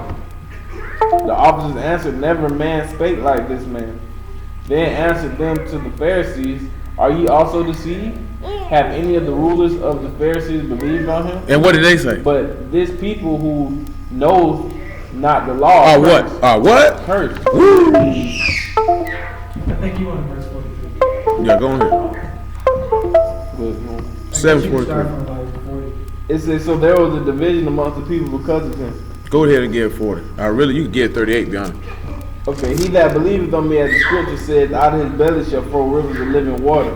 But this spake he of the Ruach, which they that believe on him should receive. For the Ruach HaKodesh was not yet given, because that Yahushua was not yet esteemed. Many of the people, therefore, when they heard this saying, said of a truth, this is the prophet. Others said, this is the Mashiach. But some said, shall the Mashiach come out of Galilee? Have not the scripture said that the Mashiach will come out of the seed of David and out of the town of Bethlehem where David was? These people thought that Mashiach was wicked, be honest. So there was a division amongst the people because of that. They were divided because just like these people were divided, because they looking at Zimri like, this nigga wicked. He conspired to kill the king, not knowing that he was actually doing what Yah had did. This also show you how, what that is, Psalms, where he say the wicked are his sword. That's Psalm 17, I want to say verse 14. That he used the wicked as a Henry. All right now, you're going to be well done. I mean, that was John 7, what? 37. 40? Hey, hush. Your daddy gonna beat you, Henry. Go. Yeah, that verse, actually, is that verse 14? Go. That's verse 13. Well, he say the wicked are his sword. That's verse 13 in Psalm 17. Go. So he could use the wicked to take out the wicked. You know what I'm saying? And that's what he did with Zimri taking out Elah. Now you turn around and you got Omri, and now the people are divided between Omri and Zimri. You know what I'm saying? Just like the people were divided between Yahusha and the scribes. The people didn't know what to think. Just like the people don't know what to think in this instance. Do we follow them or do we not follow him? Who do we follow? Let's go back to 1 Kings 17. It said Omri went up from Gibeathon and all Yahsar'al with him, and they besieged Timri. So they went to go to war with him. Let's see what this man do. And it came to pass when Zimri saw that the city was taken, that he went into the palace of the king's house and burnt the king's house over him with fire and died. He killed himself. He burnt the whole house down. Go ahead. For his sin which he sinned in doing evil in the sight of Yahuwah and walking in the way of Jeroboam. So guess what? Zimri didn't get a pass either, did he? You get no pass because you wicked too, nigga. Yeah, you made it took out a wicked nigga, but you were doing the same thing Judas did. He seen, I've been exposed. He did just what Judas did with Raphael. He did just what Judas did. He found himself to be guilty. Though he did not shed innocent blood, he shed blood unjustly. Let's let that be known. He didn't shed innocent blood, but he shed it unjustly. Because he conspired to take a position that was not his. And then at that point, he decided to kill himself like Judas killed himself. Go ahead. It says, his sins which he had sinned, for his sins which he sinned in doing evil in the sight of Yahuwah and walking in the way of Jeroboam, and his sin which he did to make Yahsar'al. So again, what is the way of Jeroboam, everybody? No, but what did Jeroboam do? What is the way of Jeroboam? The setting up the golden calves. Every time you see that instance where it say they walked in the ways of Jeroboam, you need to remember that Jeroboam set up the golden calves. And why did he set up the golden calves? I know D ought to know why they set up the golden calf. I mean, I golden calf, let people do what they want to do. But not just that. There, he said specifically why he set them up. It was a feast day coming up, wasn't it? No, he set his own feast up in the 8th month. But why did he set up the go? So the people wouldn't go down to Jerusalem. Because he said he was scared that they were going to start following behind the house of David again. Why are they going to Jerusalem? No, Jerusalem is where the temple had been built. Had been built by this time. Do you know what I'm saying? That's why he set up the priests. People was gonna go down there. They were gonna go down there. And that's when he made people that were not from the biblical priesthood. Yeah, all that. But his main point of setting up those golden calves is so that people could not go get the word. That's his main point of what he set them up for. Come here and serve here. And I'll tell you whatever you want to hear. You can do whatever you want to do. And then he put y'all name on it because he said the exact same things your ancestors said in the wilderness. This is thy gods, O Israel, who brought you up out of Mizraim. This is why niggas say Yah is the golden calf God now. Yeah. This is why they say that. Because they know that's what we was doing. So, you know, my my first time hearing about y'all, I was in like a box situation. And the first time I heard y'all, but it was y'all shoes I heard y'all first. I don't hear people talking about y'all team. Yah is just his father's name. You just probably hear people just mention the master more than they mention his daddy. That's all. Oh, I thought it was one person. It's two people, but they are one.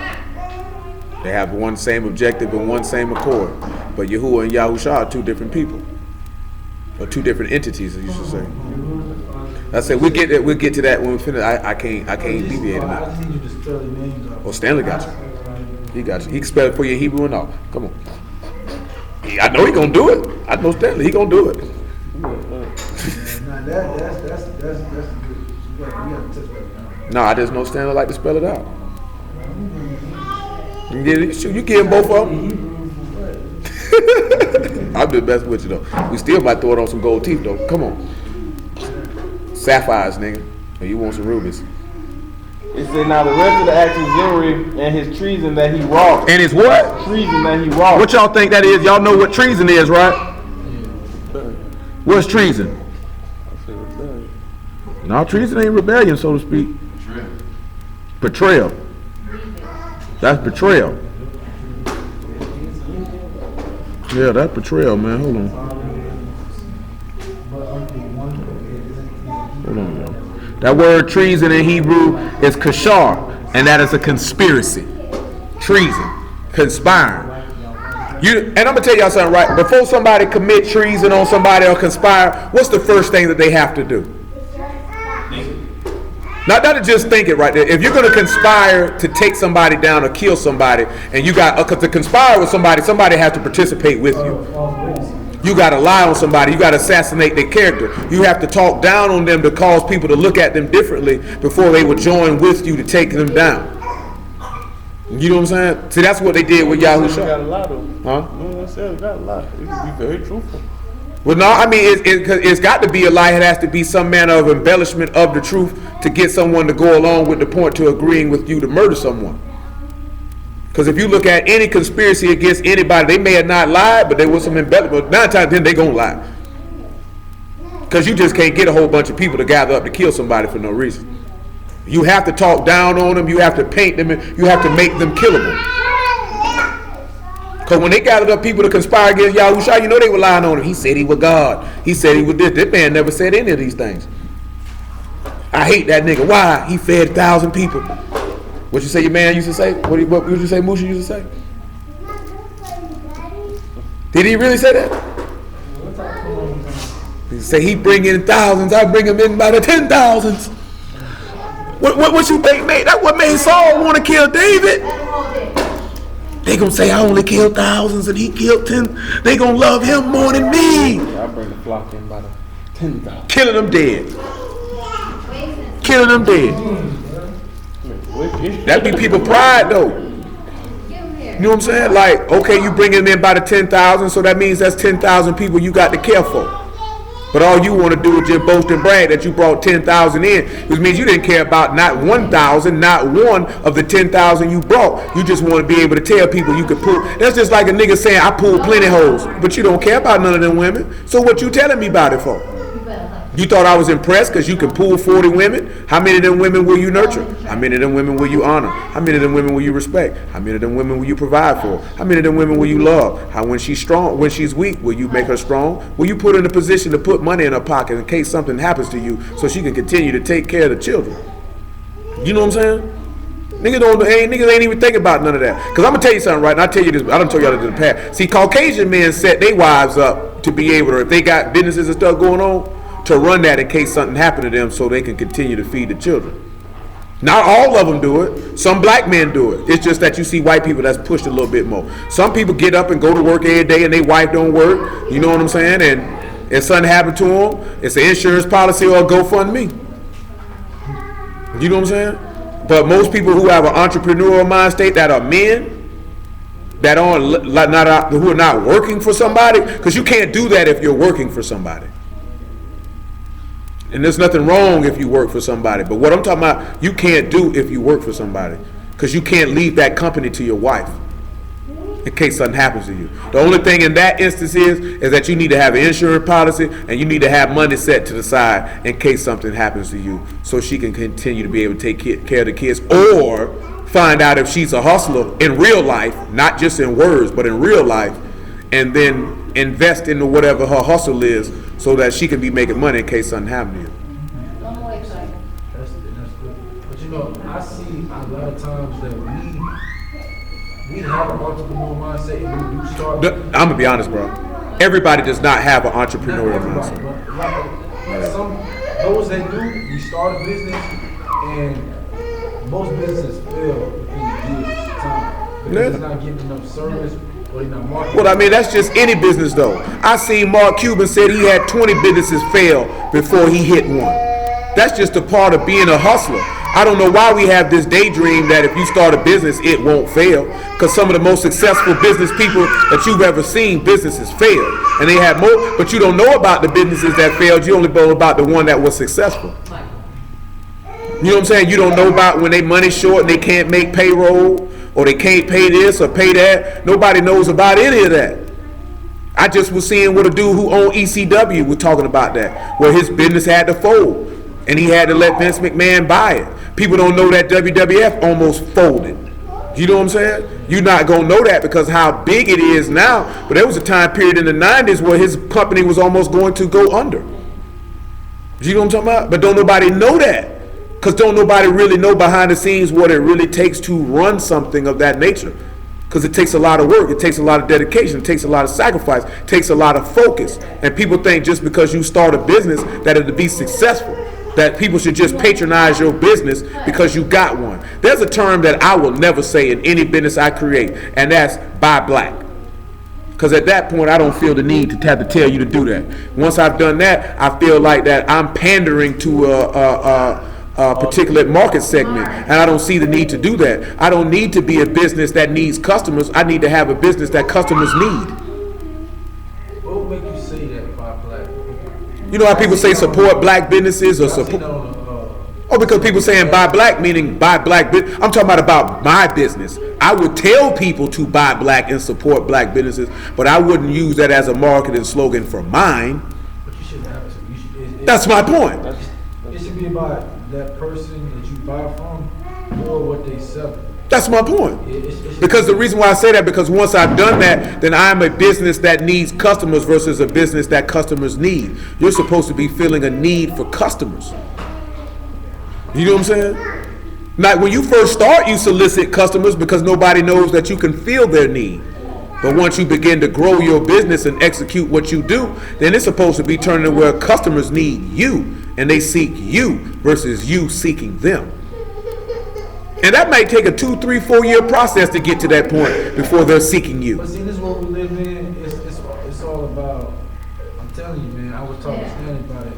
It was something that was said to me that white man ISIS is cold. Which I mean, like, I can have a nice, a good food joint, and then he can have one too. But, and it's right down the block. But we serve better food, they gonna go to him because they feel like he's legit. When we know we got the good stuff over here. You know, I'm be honest, why most black people think that way when it comes to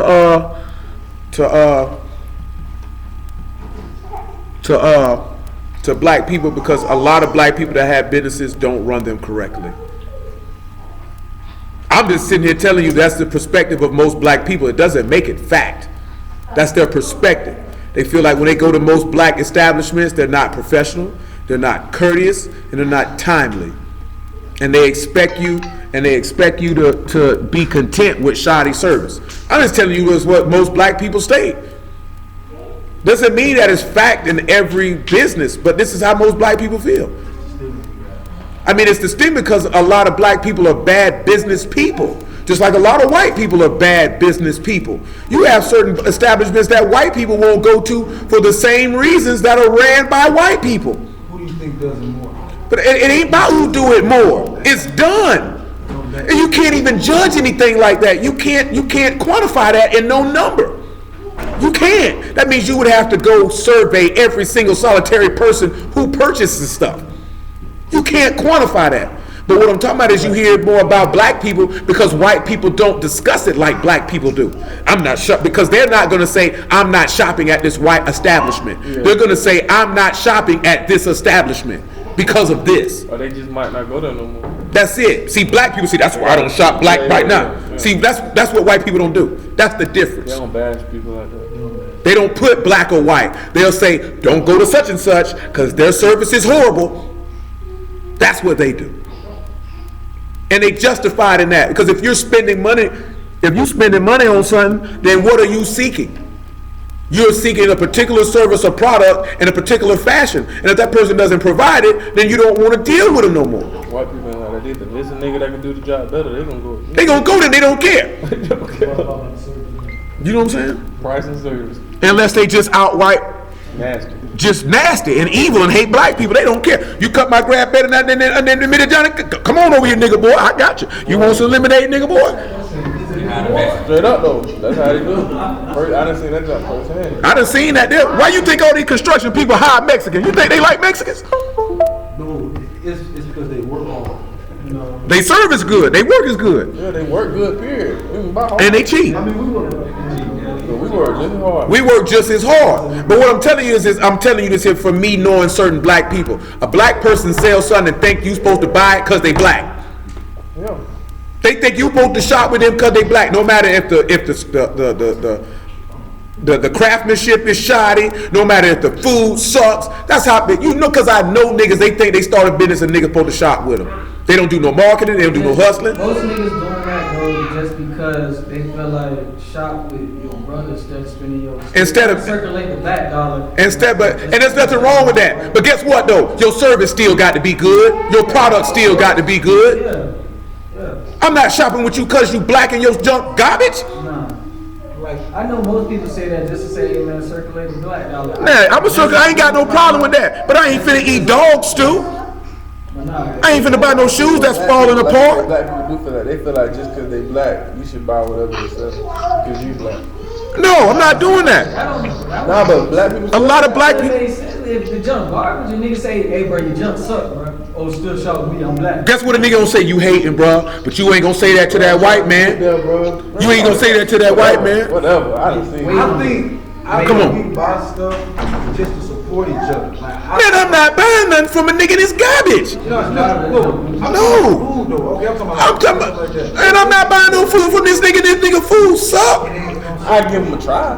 Yeah, I'm gonna rub him off the top. If you don't know him, you don't know how the food tastes, you gonna support him. You be like, all right, bro. And maybe not. Maybe this nigga selling food I don't eat. I don't eat soul food, so I'm not stopping in there because you're black. I don't eat soul food. That's you. I don't eat it though. I don't eat it. But I don't eat it though. So I don't care because you're black that I'm going to eat something that I don't eat. Okay. Now listen to my name. I want you to touch on the 12 tribes because it's not just. Okay, I do that after I'm done. I'm not gonna do that right now. That's a you asking for expansive subjects. You know what I'm saying? I know you don't feel like that. Because you make it seem like it was just they want just black folks. But all the tribes are black. Come on. 1 Kings 16. They are descendants from black, but they not all. Well, you black. You either red, yellow, brown, or black. It's the male seed that makes you. Man, you either red, yellow, brown, or black. You know what I'm talking about? Because everybody in here got a different skin tone. Look at Glover and Lee, dark skin, but shoot, Malia got kind of reddy. Look at that nigga. I'm talking about shoot. Look at heads over there. That boy yellow. That boy yellow. I'm talking about literally yellow. You know what I'm saying? We had 21. But I'm talking about you see both his parents, they black, he yellow. I know. That's because. Come on, man. Verse 21. It says, then were the people of Yahsar'al divided into two parts. Half the people follow who? The tribe of Timri, and the other, the son of Ginath, and the king, and the other half follow Omri. But the people that follow Omri prevailed against the people that follow Timri, the son of Ginath. Hold on. The people did what? The people that follow Omri prevailed. They prevailed. The people that follow Timri. Hold on. So let's look at that. Let's look at old Mr. Timri here. See what his name means. You know what his name means? You don't know what his name means. I don't know what his name means either. His name means intelligent. So some people follow the intelligent man, and some people follow Omri. And what does Omri name mean again? I forgot. You know I'm old. The people. Omri means a student of Yahuwah. Woo! So half the people follow the intelligent man. Yes, sir, that's what we headed. And half followed the student of Yah. So who should we look at? The intelligent man or the student of Yah first? Gonna look at the intelligent man. Let's look at the intelligent man. Matthew 23:1. Because that's what happened with Yahusha. But we ain't going to say half, though, because some follow the Pharisees, as we read in John 7, right? And some follow the master. Because it says that Omri name literally means the pupil of Yahuwah, the student of Yah. And if you're a student of Yah, guess what that means? Yah taught you that, didn't he? Because we got to look at Omri is the king. Regardless that Omri is wicked, he's still a king. We know Hamashiach will embody some of that. Let's go. He said, then spoke Yahushua to the multitude of his disciples. What did he say? The scribes and the Pharisees sit at the seat of Moses. All therefore whatsoever they bid you observe, that observe and do, but do not ye after their works, for they say and do not. For they bind heavy burdens and grievous to be borne, and lay them on men's shoulders, but they themselves will not move them with one of their fingers. So they're intelligent because they know the law then, right?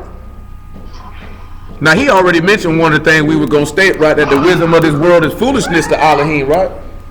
The wise and prudent he confounds the wisdom of the wise. These are intelligent men. You know what I'm talking about? Now, what can we sit back and look at where we can see an example of this here? Are these men steady beating the law into these people's head, and the people went to follow them by? Oh, my. Somebody burping. No, it's not out their nose. You might want to mute your phone on that. Might want to handle that. You know what I'm saying? What can we sit back and look at that? Go on and give them the 1 Corinthians chapter 1 you referenced. That's the same thing we read last night when we were talking about idols. How these men professing themselves to be wise became fools when they began to make the uncorruptible Elohim like uncorruptible creatures, 4-footed beasts and men and birds and all this type of stuff. So we always try to make Yah and bring him down to our level. But he told you his thoughts are not our thoughts and his ways are not our ways. That's our problem. We try to make Yah carnal. You know what I'm saying? That's why we like to put his name on idol gods so we can live how we want to live, to make him carnal, to make him be like he understands. No, he doesn't understand. He understands that your frame is but dust. Therefore, he has mercy and compassion on you because of that. But he doesn't understand iniquity in no shape, form, or fashion. He doesn't understand why we commit it. He doesn't understand why we seek after it. Because he know that man was, he said he made man upright, but man sought out many inventions. You know what I'm saying? He made you just and upright altogether. You chose to go do what you wanted to do. He didn't make you that way. That's why people kill me. God made me gay. No, he didn't. You did blaspheme that man's word if he made you a faggot. He said he made you upright. He didn't make you wicked. He didn't make you no sinner. He didn't make you no transgressor. That's what you choose to do. And you want to put it on him. And that's why people like to blame the devil. The devil made me do it. The devil ain't make you do nothing. He can't make you do nothing. All he can do is just put it out there. The book tell you what it is. A man is drawn away and enticed when he's enticed by his own lust. That's what you want to do. You know what I'm saying? You wanted to go slap that man in their face. That's what you wanted to go slap that man because you couldn't control your anger. You know what I'm saying? You wanted to go fornicate. You went and fornicated because you couldn't control your loins. That's why I told you that last night. If you have a problem having sex, getting married is not going to solve that. Because the issue of lust is still in your heart. So it's not going to solve it. Do you know what I'm saying? It's not though. See, people like to read that passage where Paul tell you it's better to marry than to burn. At that point, that means you dealing with somebody who you want to marry and you have a desire, because that's what he's really referring to. You have a desire to be with them. So he's telling you it's better for you to go ahead and handle that and get married than to burn in desire to this person that you, because you weren't randomly dating people back then. You were betrothed to somebody. You weren't walking around looking at, oh, I think she cute, I'm gonna holler at her. Yeah, you gotta make the commitment to this. But the commitment was already made because somebody was already given unto you. When someone is betrothed to you, that's a promise to be married. That woman did not go and say, I want to marry Stanley. She was given to Stanley. She was given to him. You didn't go pick your husband. You didn't go pick your wife. It was picked for you. And usually picked for you when you were 2-3 years old. Y'all heard, some of y'all might have heard that Daisy album, right? Where he said this in the song, but he was quoting Ghostface. You know what I'm saying? The song is Glaciers of Ice, where he say, my seed, marry his seed, marries his seed. That's how we keep Wu-Tang money all up in the family. And that's how it was in Eastern culture back then. My daughter would marry his son. His daughter would marry your son. You know what I'm talking about? And that's how it was done. You know what I'm talking about? That way everybody is interconnected and taught. If we was in Eastern culture, most of everybody in here will be sitting around having discussions about who gonna marry who child.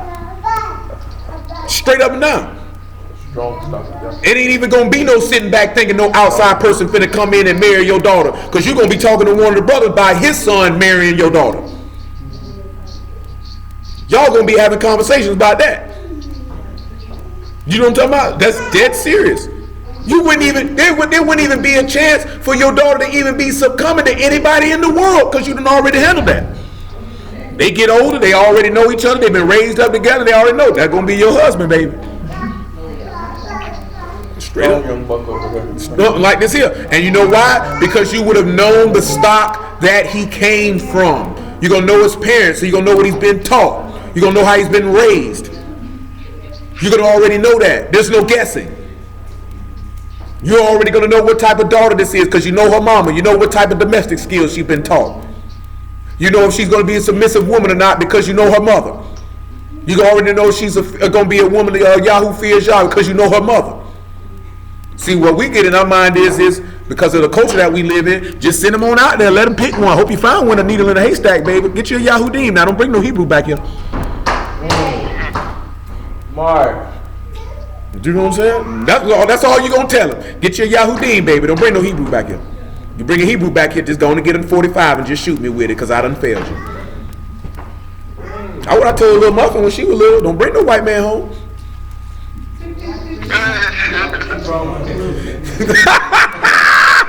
You say he brought one close. I did though. I did serious. I told her that when she was little. Don't you bring no white man home. You might as well just go ahead and get a pistol. Let me shoot myself. I done failed. Step down. All this I done taught you. You gonna bring a white man home? No disrespect to no white people, but shoot, I don't want my sister married. I ain't want my sister married now. Don't bring none of them home. He can't use no comb. Don't bring that nigga home. You know what I'm talking about? Step down. Don't bring that nigga around here. And I'm telling you, my mom ain't teach me that, but I sure taught little Muffin that. Yeah, I'm dead serious. As men, when we have daughters, should we raise them to be tough? Should raise them to be a lady, but you need a wife for that, because you can't teach her how to be no lady.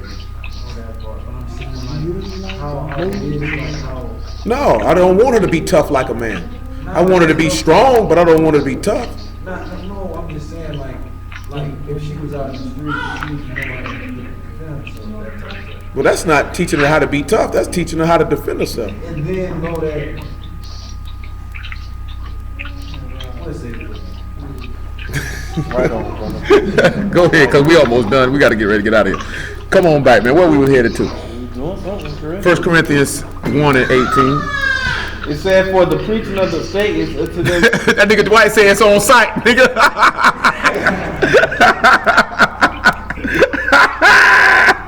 Is to them that fear foolishness. But unto us which is saved, it is the power of Elohim. For it is written, I will destroy the wisdom of the wise, and will bring to nothing the understanding of Do you not see that Timri was destroyed? He destroyed the wisdom of the wise and the intelligent man? He destroyed it, did he? Come on. Where's the wise? Where they at? Where's the scribe? Where they at? Where's the disputer of this world? Where the dispute at? Have not Elohim made foolish the wisdom of this world? He sure made foolish Timri. For after that, in the wisdom of Elohim, the world by wisdom knew not Elohim. It pleased Elohim by the foolishness of preaching to save them that believe. That's good, man. So the foolishness of what? Preaching, right? To save them that believe. Now you see how that leads us right into the student of Yah? John 12 and 45. Make it 44. Everybody ought to want to be a student of Yahuwah. Well, somebody sound like they outside with the sprinklers.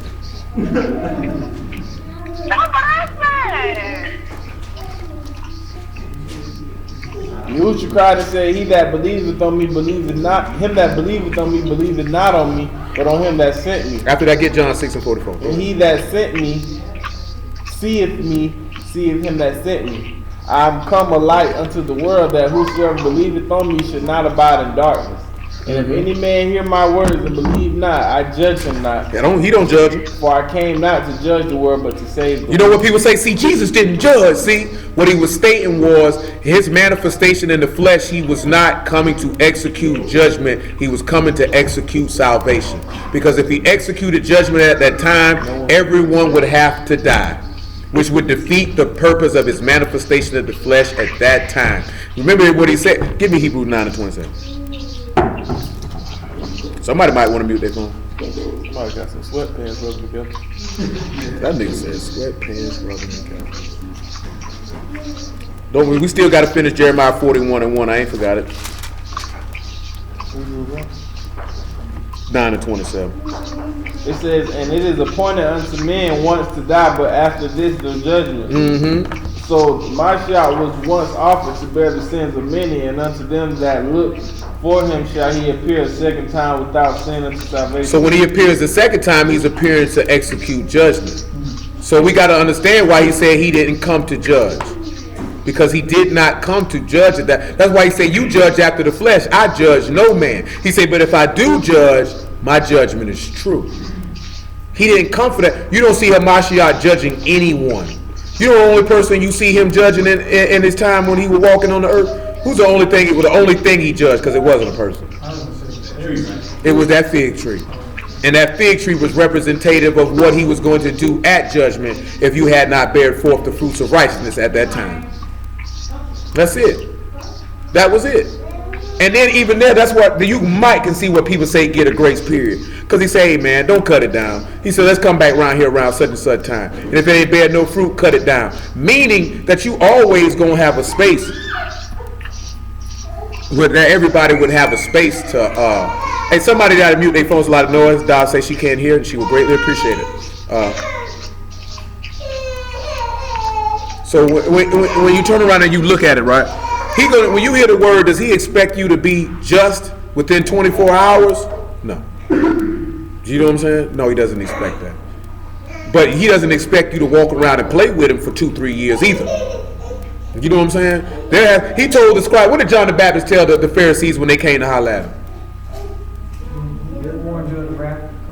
But he said something else right behind that. Bear forth fruits meet for repentance. You know what I'm saying? So the thing that what his mercy can extend with you is if your actions are showing forth that you turn from your sins.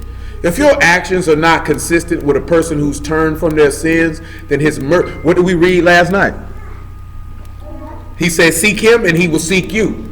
Be found of him and he'll be found of you. Forsake him and he will, because that's what people like to say, quote Hebrews 13, he'll never forsake you or leave you. Bet you lie. All the person in Hebrews 13 was just quoting what was mentioned in 2 Chronicles 15. He just didn't tell you the other part because that was a letter of encouragement at that particular point.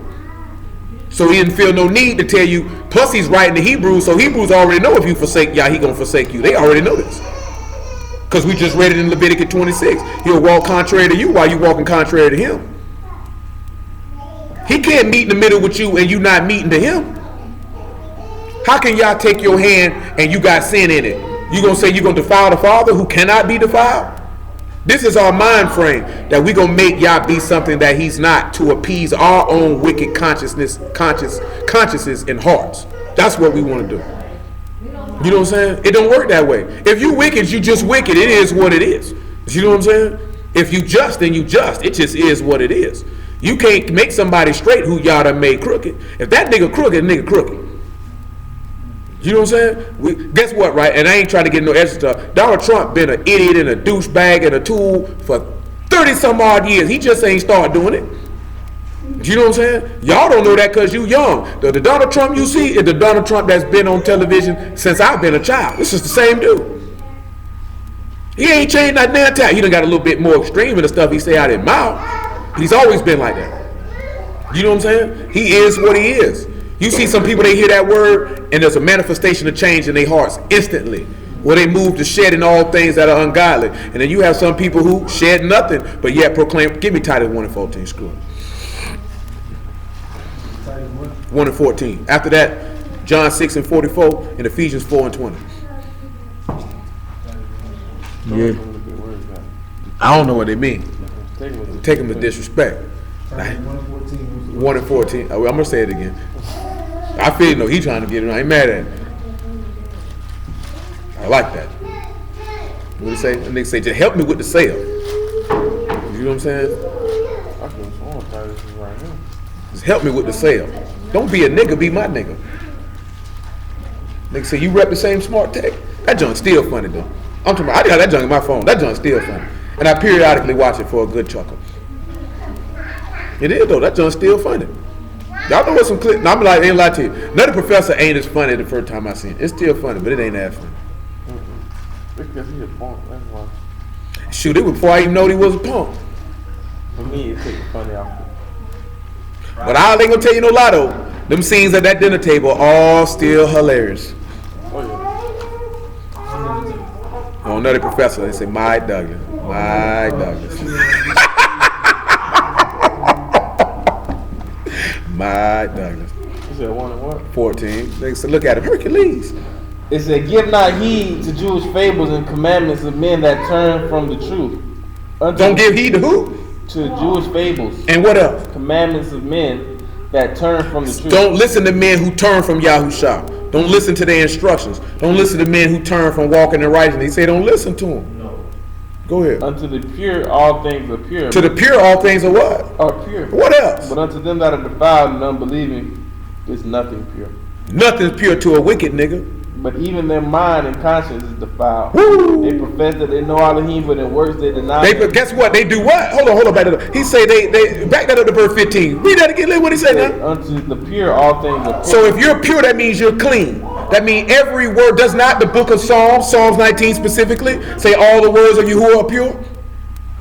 So if you're pure inwardly, did he not say in 1 John chapter 3, you know, beloved, what manner of love hath the Father bestowed upon us that we should be called the sons of Elohim? Therefore we do not know what we shall be, but when we see him, we shall be as he is. And everyone that has this hope in him is pure, even as Hamashiach is pure.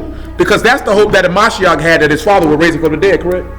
Therefore making him the son of Elohim again, that he could bring many sons into esteem, because he learned obedience from the things that he suffered, because he was willing to be a student of Yahuwah, to follow the instructions of his Father. Because we didn't finish John chapter 12. He said, my Father give me a commandment, what I should say and what I should speak, and I know his commandment is life everlasting. Going back to Deuteronomy 18, when he say, I will send a prophet like unto you, Moses, and him will the people hear.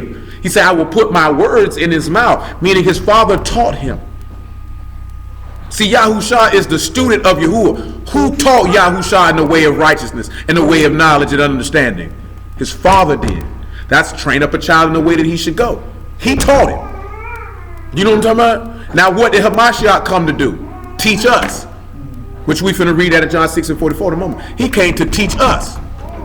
So, half the people went with the intelligent people, or the Pharisees, who seemed to know the law but were wicked and unrighteous, who said but did not. And half the people went and followed after Omri, who was the student of Yahuwah, which is representative of Yahushua, who was taught. Because if you're a pupil of Yahuwah, that means y'all teaching you. Now, of course, we know Omri wasn't taught by nobody but his own self and his fathers. You know what I'm saying? But we know what his name means and what it represents. It pointed to Mashiach when we see the division or the separation. Some of the people going this way and some of the people going that way. Nigga sound real good. That nigga make that word sound real good, but he ain't taught y'all though. With that being said, shout out to the brother in Vegas. That's the name of his congregation, taught y'all. You know what I'm talking about? But then you had some that went with those who were taught y'all. That brother Fillmore, by the way. Brother Fillmore. I haven't seen that. I haven't seen the name of the You seen him?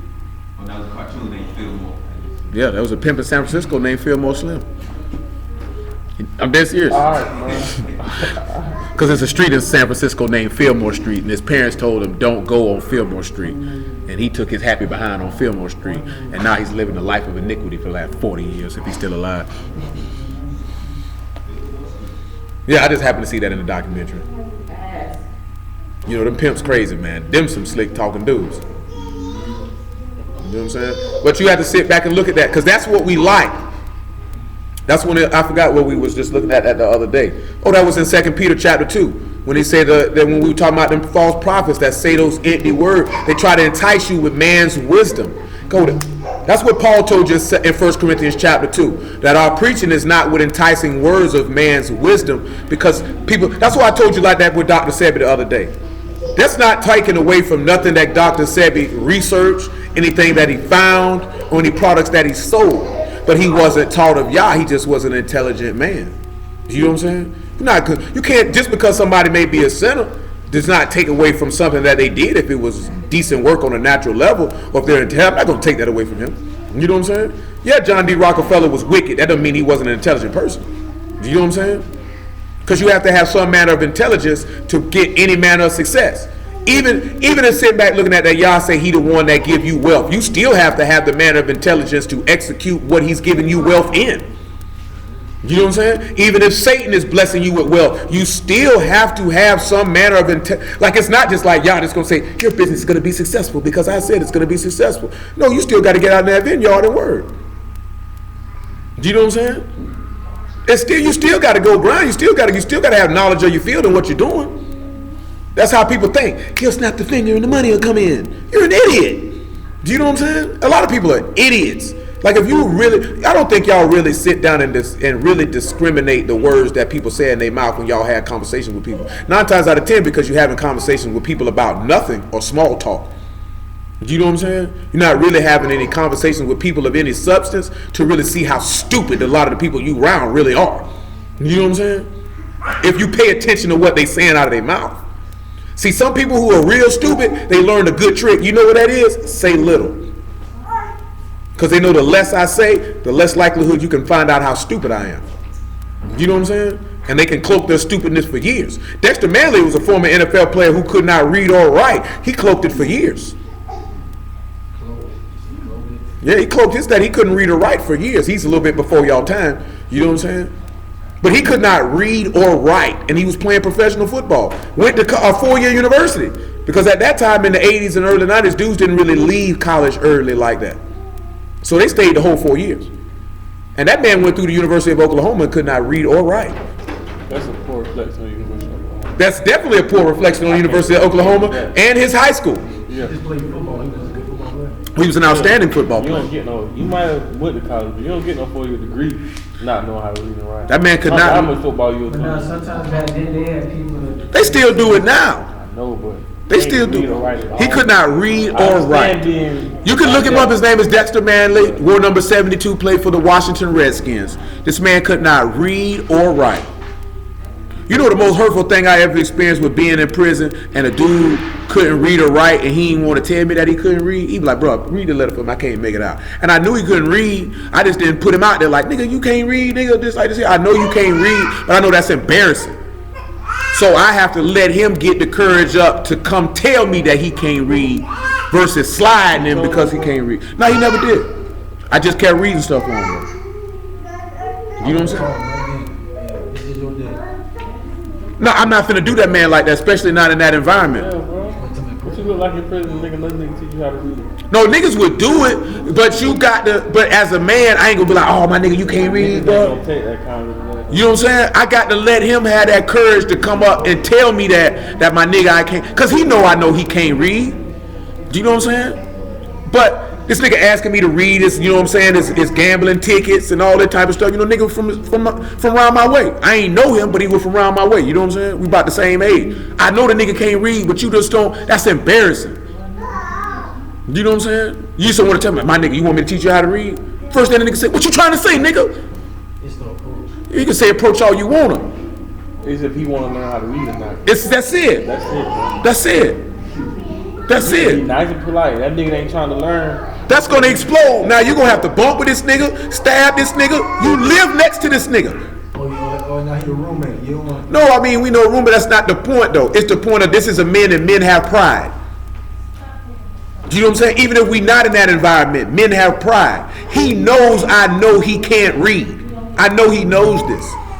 But if he does not extend the hand of saying, bruh, man, I can't read, bro. I need you to help me learn how to read. I can't force him to do that because there's no nice way to take that if he's not mentioning in himself or even trying to insinuate that he can't read for me to ask him to help him. I believe there's a way. Because I had somebody teach me something that I ain't actually. Okay, but is it something that you didn't want nobody to know you couldn't do, and you were trying to be slick and asking this person to do this for you because you was too ashamed and embarrassed to tell him you couldn't do it? They knew that already about me, so they just, in a way, they flipped it and they made it seem like, well, listen, it ain't that bad that you don't know that, so let me help you, sir. Let me help you, sir. You know what I'm saying? So it's a way around it. Okay, well, I'm sitting here telling you though, there's a way that not knowing how to read is embarrassing. When you're 30 plus years old, in your mid 20s, and you can't read, It's never too late to learn. okay, you still missing the whole and entire point. You not gonna tell nobody that. You don't want nobody to know that, because the first thing you gonna think that they gonna think about you is you stupid. So you're not gonna tell nobody that I'm 27 years old and I can't read or write. You're not gonna tell nobody that. And the reason why I heard Trick Daddy say the same thing. That's what niggas do. They try to act like, oh man, something in my eye. Some man an excuse for you to read that for them. And a real nigga knowing bro can't read, so you just hoping he gonna ask for that. You ain't gonna tell another nigga the man can't read like a hoe, cause they ain't none of their business. Cause that's what some niggas gonna do. Oh, that stupid nigga can't read. Nobody in that door knew that nigga couldn't read. Cause I'm not gonna tell nobody that this man can't read. You know what I'm talking about? That ain't nobody's business.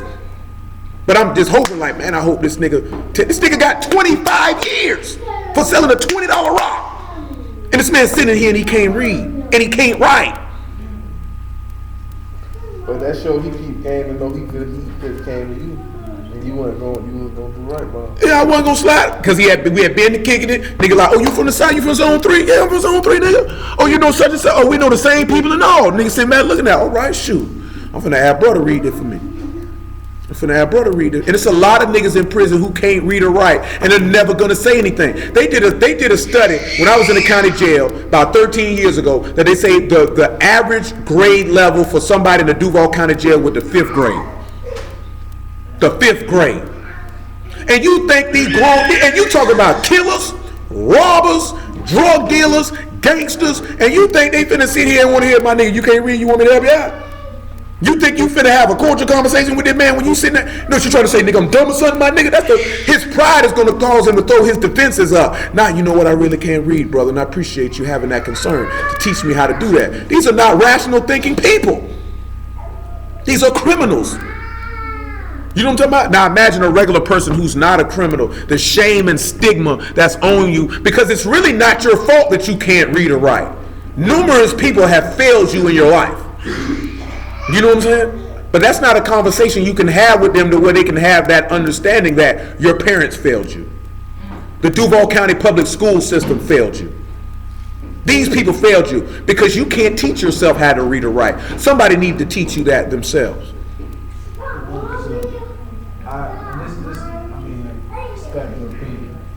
They have facilities here in Florida where they are talking people out of committing suicide. People who stab themselves and everything. And you telling me that somebody can't tell somebody not really tell. It's like I ain't saying that it can't happen. Like I said, I can tell you anything, but I can say tell you anything, but it's the way you say it. Okay, you can understand that. Have you ever dealt with criminals before? I'm talking about real criminals, not play criminals. I'm talking people that are. No, I'm talking about real criminals. Just because you go to jail doesn't make you a criminal. I know, but I have conversations with. I'm not talking about having conversations. I'm talking about having dealings, relationships with criminals. You mean actually like dealing with them, interacting with them on a regular basis. The rational way of thinking and doing things, you cannot necessarily do that with the criminal. Because most criminals are very proud men. So the way that you think that you coming at them humbly to tell them something, they could know that you're correct, but their pride will not allow them to acknowledge that, and they will react in a violent fashion. What about the men that got 7 felonies and like he can't get no job and they keep firing him, and he just stealing to feed his family. He's stealing to survive. So it's not necessarily he's a criminal. But see, but I mean, if you got 7 felonies, you are a criminal. But he did it because his life was jacked up. But I mean, how was his life jacked up? When you got to 7, you need to figure out this ain't for you. You should have been stopped. And you talking to somebody who got 5. He could have caught 2 or 3 on at one time. That is true. That is true. But after a while, though, but guess what, though? You can't use "I'm trying to survive" as an excuse for doing wicked stuff. Because at the end of the day, it's still an excuse. It is. You know what I'm saying? Learn. It's your pride. It's still your pride. It matter. And ain't no way we could get around that. But what I'm talking about is dealing with it. Most black men, period, are prideful men. And a nigga just gonna take that as a shot at his intelligence. You saying that I'm stupid. I'm not saying that you're stupid. I see you have a skill. There's a skill that you lack, and I want to be able to help. Sometimes niggas take it the wrong way. Especially when you're in an environment such as that, which is high stress. You know what I'm saying? So you have to wait for that man to ask for that help. Even if some of y'all know people who you want to help that have not been to prison, but you know how they are, so you got to wait for them to ask for it. Because if you offer it to them, it's going to go in a different direction, and the help that you know they need, they're not going to take it from you because you brought it up. What if it's somebody that can't talk though? Well, that's different if a nigga can't talk. Niggas are mute. That nigga better write it down. Sign language or something. Shoot. That's an extreme case. Come on, man. Yeah. 6 and 44.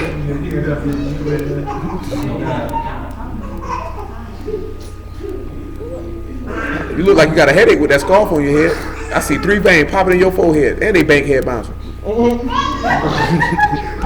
It said, "No man can come to me except the Father which has sent me draw him, and I will raise him up at the last day. It is written in the prophets, and they shall all be taught." That is Isaiah 54, where that is written. Go ahead. They'll all be taught about him. And who's supposed to teach the people of Elohim? The priest, because the priest's lips keep knowledge. I think 11. Go ahead. Every man therefore that have heard and have learned of the Father cometh unto. Pause. Ecclesiastes 12 and 9. You remember what a Korelef is? Y'all remember what that is? That is a preacher. And a Korelef is an arranger of sentences. A Korelef is one who is taught of Yah. Whether he's taught of Yah directly or whether he's taught by a man of Yah. Ecclesiastes 12 and 9. The Korelef, the preacher. Korelef is the Hebrew word for preacher.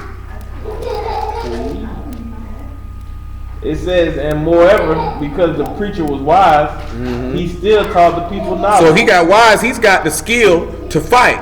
Therefore, he gives the people instruction. What else does he do? Yeah, he gave good heed and sought out and said. See how they said he gave good heed? He gave the more earnest heed to the things that he heard, lest he slip. My Father gave me a commandment, what I should say and what I should speak. Go ahead. And sought out and set in order many proverbs. Many proverbs. The preacher sought to find out acceptable words. Notice how he said salt. Remember we talking about seeking last night? You got to seek this out. Go ahead. And that was written with upright and even words of truth. That's good right there. Come on back to first. Oh, we good on that. Let me get to Jeremiah 41 and 1 out of the way. Because we talked about, we looked at how this man got drunk after he conspired. But notice, right, he said that he burned his house down when the people came to kill him. Did Yahushua burn his house down? And if he did burn his house down, how did he do it? How did he burn it down? But the affliction that he suffered. Because remember, they came to get him. They came to get him in Matthew 26, right? Or Mark 14, whichever chapter you're looking at, right? And what did he tell his apostles when they came to get him? He said, how will the scriptures be fulfilled? He let them get him. He had already burnt his house down before they came and got him. It's the same way that said back when Saul, because that's it's with Saul, right? He said, man, come and he said, man, Saul, let me. He said, take me out with your sword, man, lest these uncircumcised Philistines get me. But at the end of the day, they didn't fall on it. The Philistines still got him. But it was showing you what manner of death that they would die. That he would die at the hands of the heathen, and that he would also die at the hands of his own people, because his own people delivered him up. Same thing with Samson. His own people delivered him up. But the Philistines, the one poked his eyes out though. You know what I'm saying? So it was a tandem work of his own kind and strangers. And when it goes down, it's going to be a tandem work of your own kind and strangers. You know what I'm saying? Because your own people going to be the one to take you out. If they don't kill you themselves, they're going to take you to the people who going to do it. The book's giving you the examples of what's going. If it happened to a Mashiach, it's going to happen to you. Just if it happened to him, it's going to happen to you. Oh, unless you die from natural causes. Ain't nobody dying from no natural causes at that point. We're talking about it. Now, what we talking about is when the persecution of the Kadeshim come down, when it goes down, if you able to die from natural causes, praise the Lamb. But 9 times out of 10, somebody killing you. Most of us are going to die. Do you know what I'm saying? I'm talking about his true Kadeshim. I ain't talking about no pump fake. Heart attack. Know what I'm saying? It's going to only be a few that died natural causes. That's why I say if you do, praise the Lamb. Because when they go down, most going to die. Most of us are going to die. Do you know what I'm saying? Again, I ain't talking about no pump fakers and no half steppers. I'm talking about true Kadeshim. Most of them are going to die. Yeah. Once that persecution of the Kadeshim go down, yeah, most of us are going to die. Most of us are going to die. And you're going to be delivered up by kinsmen and breath. It's going to be niggas who you walked in sweet counsel to get the word. That's my art. That's my art. I never liked that whole nigga. No way. He round the corner. You want that numerous times in the scriptures. There's too many examples of that. That's what's going to happen. That's why I told you. Man, I don't go for all that junk because niggas say he believe the word or he say he my brother and all that there. Because a nigga will say they your brother and hate you the whole time. You know what I'm saying? Niggas say they your brother, but be sinning every day, all day. And you know if they doing that, they ain't gonna have no compassion to somebody who actually love y'all. They don't care nothing about you because they don't care enough about y'all to refrain themselves from wicked behavior. So how they gonna love you? You can't love somebody you don't love the person who they serve. I used to say this all the time. I ain't said it in a while because situation circumstance change. You can't love somebody who you don't trust. So if you don't trust y'all, you can't love him. You know what I'm saying? And you definitely can't love someone if you're not willing to serve them. Because that's what this book basically says love is. It's service. You know what I'm saying? It's putting someone before yourself. Yahusha put the whole nation before himself. You know what I'm saying? And that was the manifestation of his love towards us. It was service. He loved us enough to refrain from sin to make you perfect. You know what I'm talking about? So then when you turn around and you say you serving him, but yet you live any kind of way, then you don't actually love him because you're not manifesting that same level of service that he did. Did we not know that people might stumble along the way like John say, man, little children sin not, but if any man sin, he got an advocate in Shamahim, Yahusha the righteous. Yeah, we know niggas might do something stupid at an occasion. But when you run it together, that's not an occasion. You know what I'm saying? This is outright defiance and rebellion at that point. And there's no way that you could say you believed on that man if you could have the type of mind to do something like that. You know what I'm saying? And when we state that, people take it as you picking and poking. You're not picking and poking. You're trying to cause people to consider that they may repent. That who's to know if he would be merciful and leave a blessing behind. That's what the book say. We don't know if he's going to be merciful or not. So why, if you feel like you done committed a sin here, committed a sin there, that you're not going to keep on to turn from that sin and maybe he might be merciful? You know what I'm saying? Niggas feel like they going to keep going because they done turn reprobate. You know what it is if you don't want to do right. You just ain't finna do right and it don't matter. You know what I'm saying?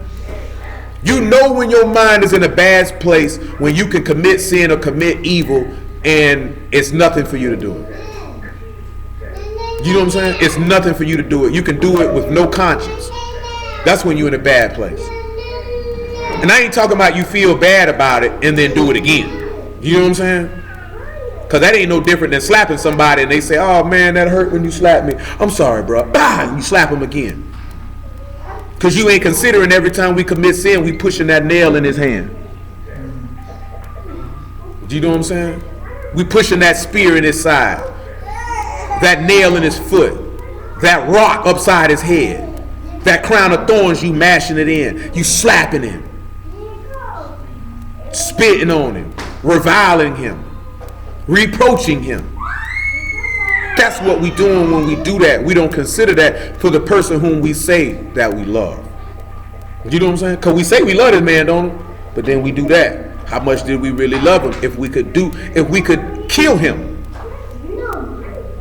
Because that's what we doing. Nobody puts it in that frame, and maybe we consider, I love this man too much to kill him. You wouldn't kill your own child, I hope. You wouldn't kill your wife. You wouldn't kill your brother. But you say Yahusha is your husband, and you kill him. You say he's your brother, but you kill him. For temporary pleasure. For temporary pleasure. Hold on, I need Ephesians 4:20, bro. I'm sorry. That's all I'm saying, man. All it is just to cause us to consider, man. That's all. It says, but ye have not so learned the Mashiach, and so be that ye have heard him and have been taught by him. Taught by him. Truth is in Yahushua. Yes, sir. That ye put off concerning the former conversation of the old man. And do what? Which is corrupt according to the deceitful. So we know that our old way of thinking, that's what that intelligent person was. You deceived and you corrupt according to the deceitful lust of your youth. We understand that because all of us have been there. Like, I'm not stating like I ain't never been there. All of us done been there. But it comes that when you've been taught of Yahusha and you done learned of him, then you no longer do that. And you put on that new man because you've been taught of Yahuwah. You know what I'm saying? That's it. So when you see that you ain't putting off that old man and you still continuing in certain behavior, then you have not been taught of Yahuwah then. Because Yahusha did. Paul told you in Galatians, he says, Yahusha the minister of sin? Elohim forbid. He didn't teach you that. So where did you get that instruction from? You got that instruction from your own desires, your own lusts. And it's just putting it to the side. You know what I'm saying? And that's it, to be made perfect. Is it going to be hard? Honestly, no. It's not hard. We make it hard because we holding on to things that we know are detrimental. You know, like some people, it's like it's hard to let people go. It's not hard to let them go if you know they're going to be detrimental to you. It's hard to let stuff go because you don't want to release it for whatever pleasure that you are eliciting from whatever it is that you need to let go. That's why it's hard, because you don't want to let go the benefit that you're getting from it. Yeah. You know what I'm saying? If it's something that if you smoke cigarettes and you got to the point, I don't want to smoke these cigarettes no more, it's not hard to drop them. Because you're like, they're giving me cancer. I smoked one cigarette the other day, I coughed, blood came out. Oh, put this down. I've seen people smoke cigarettes, cough up blood, and I don't know. Because they didn't want to let go of the feeling that the cigarette was giving. You know what I'm saying? And that's what that is. Some people don't let certain foods go because they like the way those foods taste, irregardless of what that food may be doing to their body. You know what I'm saying? And that's all it really is. Stuff is not hard. It's just hard letting go of something you don't want to lose. If you want to lose your life and lose sin, was it hard for Hamashiach to abstain from sin? Absolutely not. That's what he wanted to do. Was it hard for him to die? Absolutely not. That's what he wanted to do. He wasn't beholden to it. He didn't hold on to it. And we just have to let certain ways of thinking and stuff go, and we'll be straight. And it'll be a lot easier. That's why he say his yoke is light. His burden is easy and his yoke is light. Because you're taking on his mind. His mind was a mind of service and self-sacrifice. Therefore, it was nothing for him to do it because that's where his desire lay. If your desire is not laid to relinquish these things, then yes, it would be very difficult for you to do it. You know what I'm saying? It would be very difficult. I mean, ain't no other way to put it. I've seen people stop using hard narcotics because they were tired. That's why he say, come unto me, all ye that labor, and I'll give you rest. I'm tired, boss. I'm tired. And people drop it. I've seen women who were prostitutes that stopped prostituting because they were tired. Seen dudes who were selling drugs and they stopped selling drugs because they were tired. I'm done. You know what I'm saying? Ain't nothing out here for me. I'm done. It wasn't hard for them to relinquish that life at that point. You see some old people that when they really, really tired and they on their deathbed, they let their life go. They relinquish their life and they go to sleep. And you see some people fight real, real hard because they ain't tired. They don't want to die. I know, but they took my daddy off that thing. My dad said my daddy could have lived another 90 days. Pops was tired. He let it go. He wasn't trying to hold on to it. Do you know what I'm saying? I'm out of here. And that's how you got to look at yourself and the desires of your flesh. I'm tired. I'm out of here. And let Hamashiach take root. Come on to Jeremiah 41. Yeah, we got to get ready to slide. Jeremiah 41, that's where we started. We just want verse 1. It says, now it came to pass in the 7th month that Ishmael, son of Nathaniel, the son of Elishama, of the royal seed royal, and the prince of the Now you look at the seed royal. Ishmael is the son of the king. Yahusha is the son of the king. Y'all willing, we'll precept it out on Wednesday though. I meant to do it today. Go ahead. And they came and the seed royal and the prince of the king, even 10 men with him came. Those 10 men are his apostles. They came with him, and what did they go do? Now I want y'all, the reason why I'm referencing this, and y'all can go research this yourselves. You know that in Genesis it said Ishmael would have how many princes? And they'll be ruled, because technically Ishmael would be the seed royal because he come from Abraham. Because it does call us the royal seed, does it not? I'm talking about Yahsar'al. Books say we the royal seed. And then in Isaiah 32, about verse 4, it tell you about princes reigning in righteousness with a king. Let's show you another example of where you can see, and Isaiah 21, of those apostles eating bread with him. You know what I'm saying? Eating his body with him. Which, if you're eating his body, you're saying you're going to partake in his sufferings and his afflictions, which will learn you obedience, because you will be humbled, and then you will be made perfect. But we read in Jeremiah 41 because it's going to make a mention of Asa. Go ahead. It says, and they came unto Gedaliah, the son of Acham, to Mizpah, and there they did eat bread together. Pause. He said they ate bread there. Anybody know what the city of Mizpah means? I forget it. Watchtower. The watchtower. Do you not realize that when they sat back, when they were sitting back doing that, eating in that man's house, that they were in the watchtower? Why were they in the watchtower? Because those 10 men were set to be watchmen over Yahsar'al, just like you read in Ezekiel 33 to warn the people that the sword was going to come. So that's why I say y'all willing, we'll precept it out, all the way out. You know what I'm saying? When you turn around and look at that, because when they partook in that bread, it was to partake because these men were to watch over the souls of the people, to warn the people. A man who preaches the word, his job is to warn, and it's not necessarily saying, Stanley, you need to stop stealing out that stove. He doesn't need to know if Stanley's stealing out the stove. You know what I'm talking about? It's just to warn the people of whatever. It's not necessarily individualized unless that person states that openly, or you have first-hand knowledge that that person done something. You know what I'm saying? Then it's your job to tell them, well, you need to stop stealing. You know what I'm saying? But if you done said it out the word that's stealing wrong, all intents and purposes, you just told this person, you need to stop stealing. You know what I'm talking about? Nevertheless, praise y'all for Yahusha in the word. We got to cease right here. Hey, I appreciate all y'all on here, man. Love y'all. Bless y'all at the house of Yah, in the name of Yahusha. Saying go for y'all on their phone, but you know they tax me. I got to get up off here.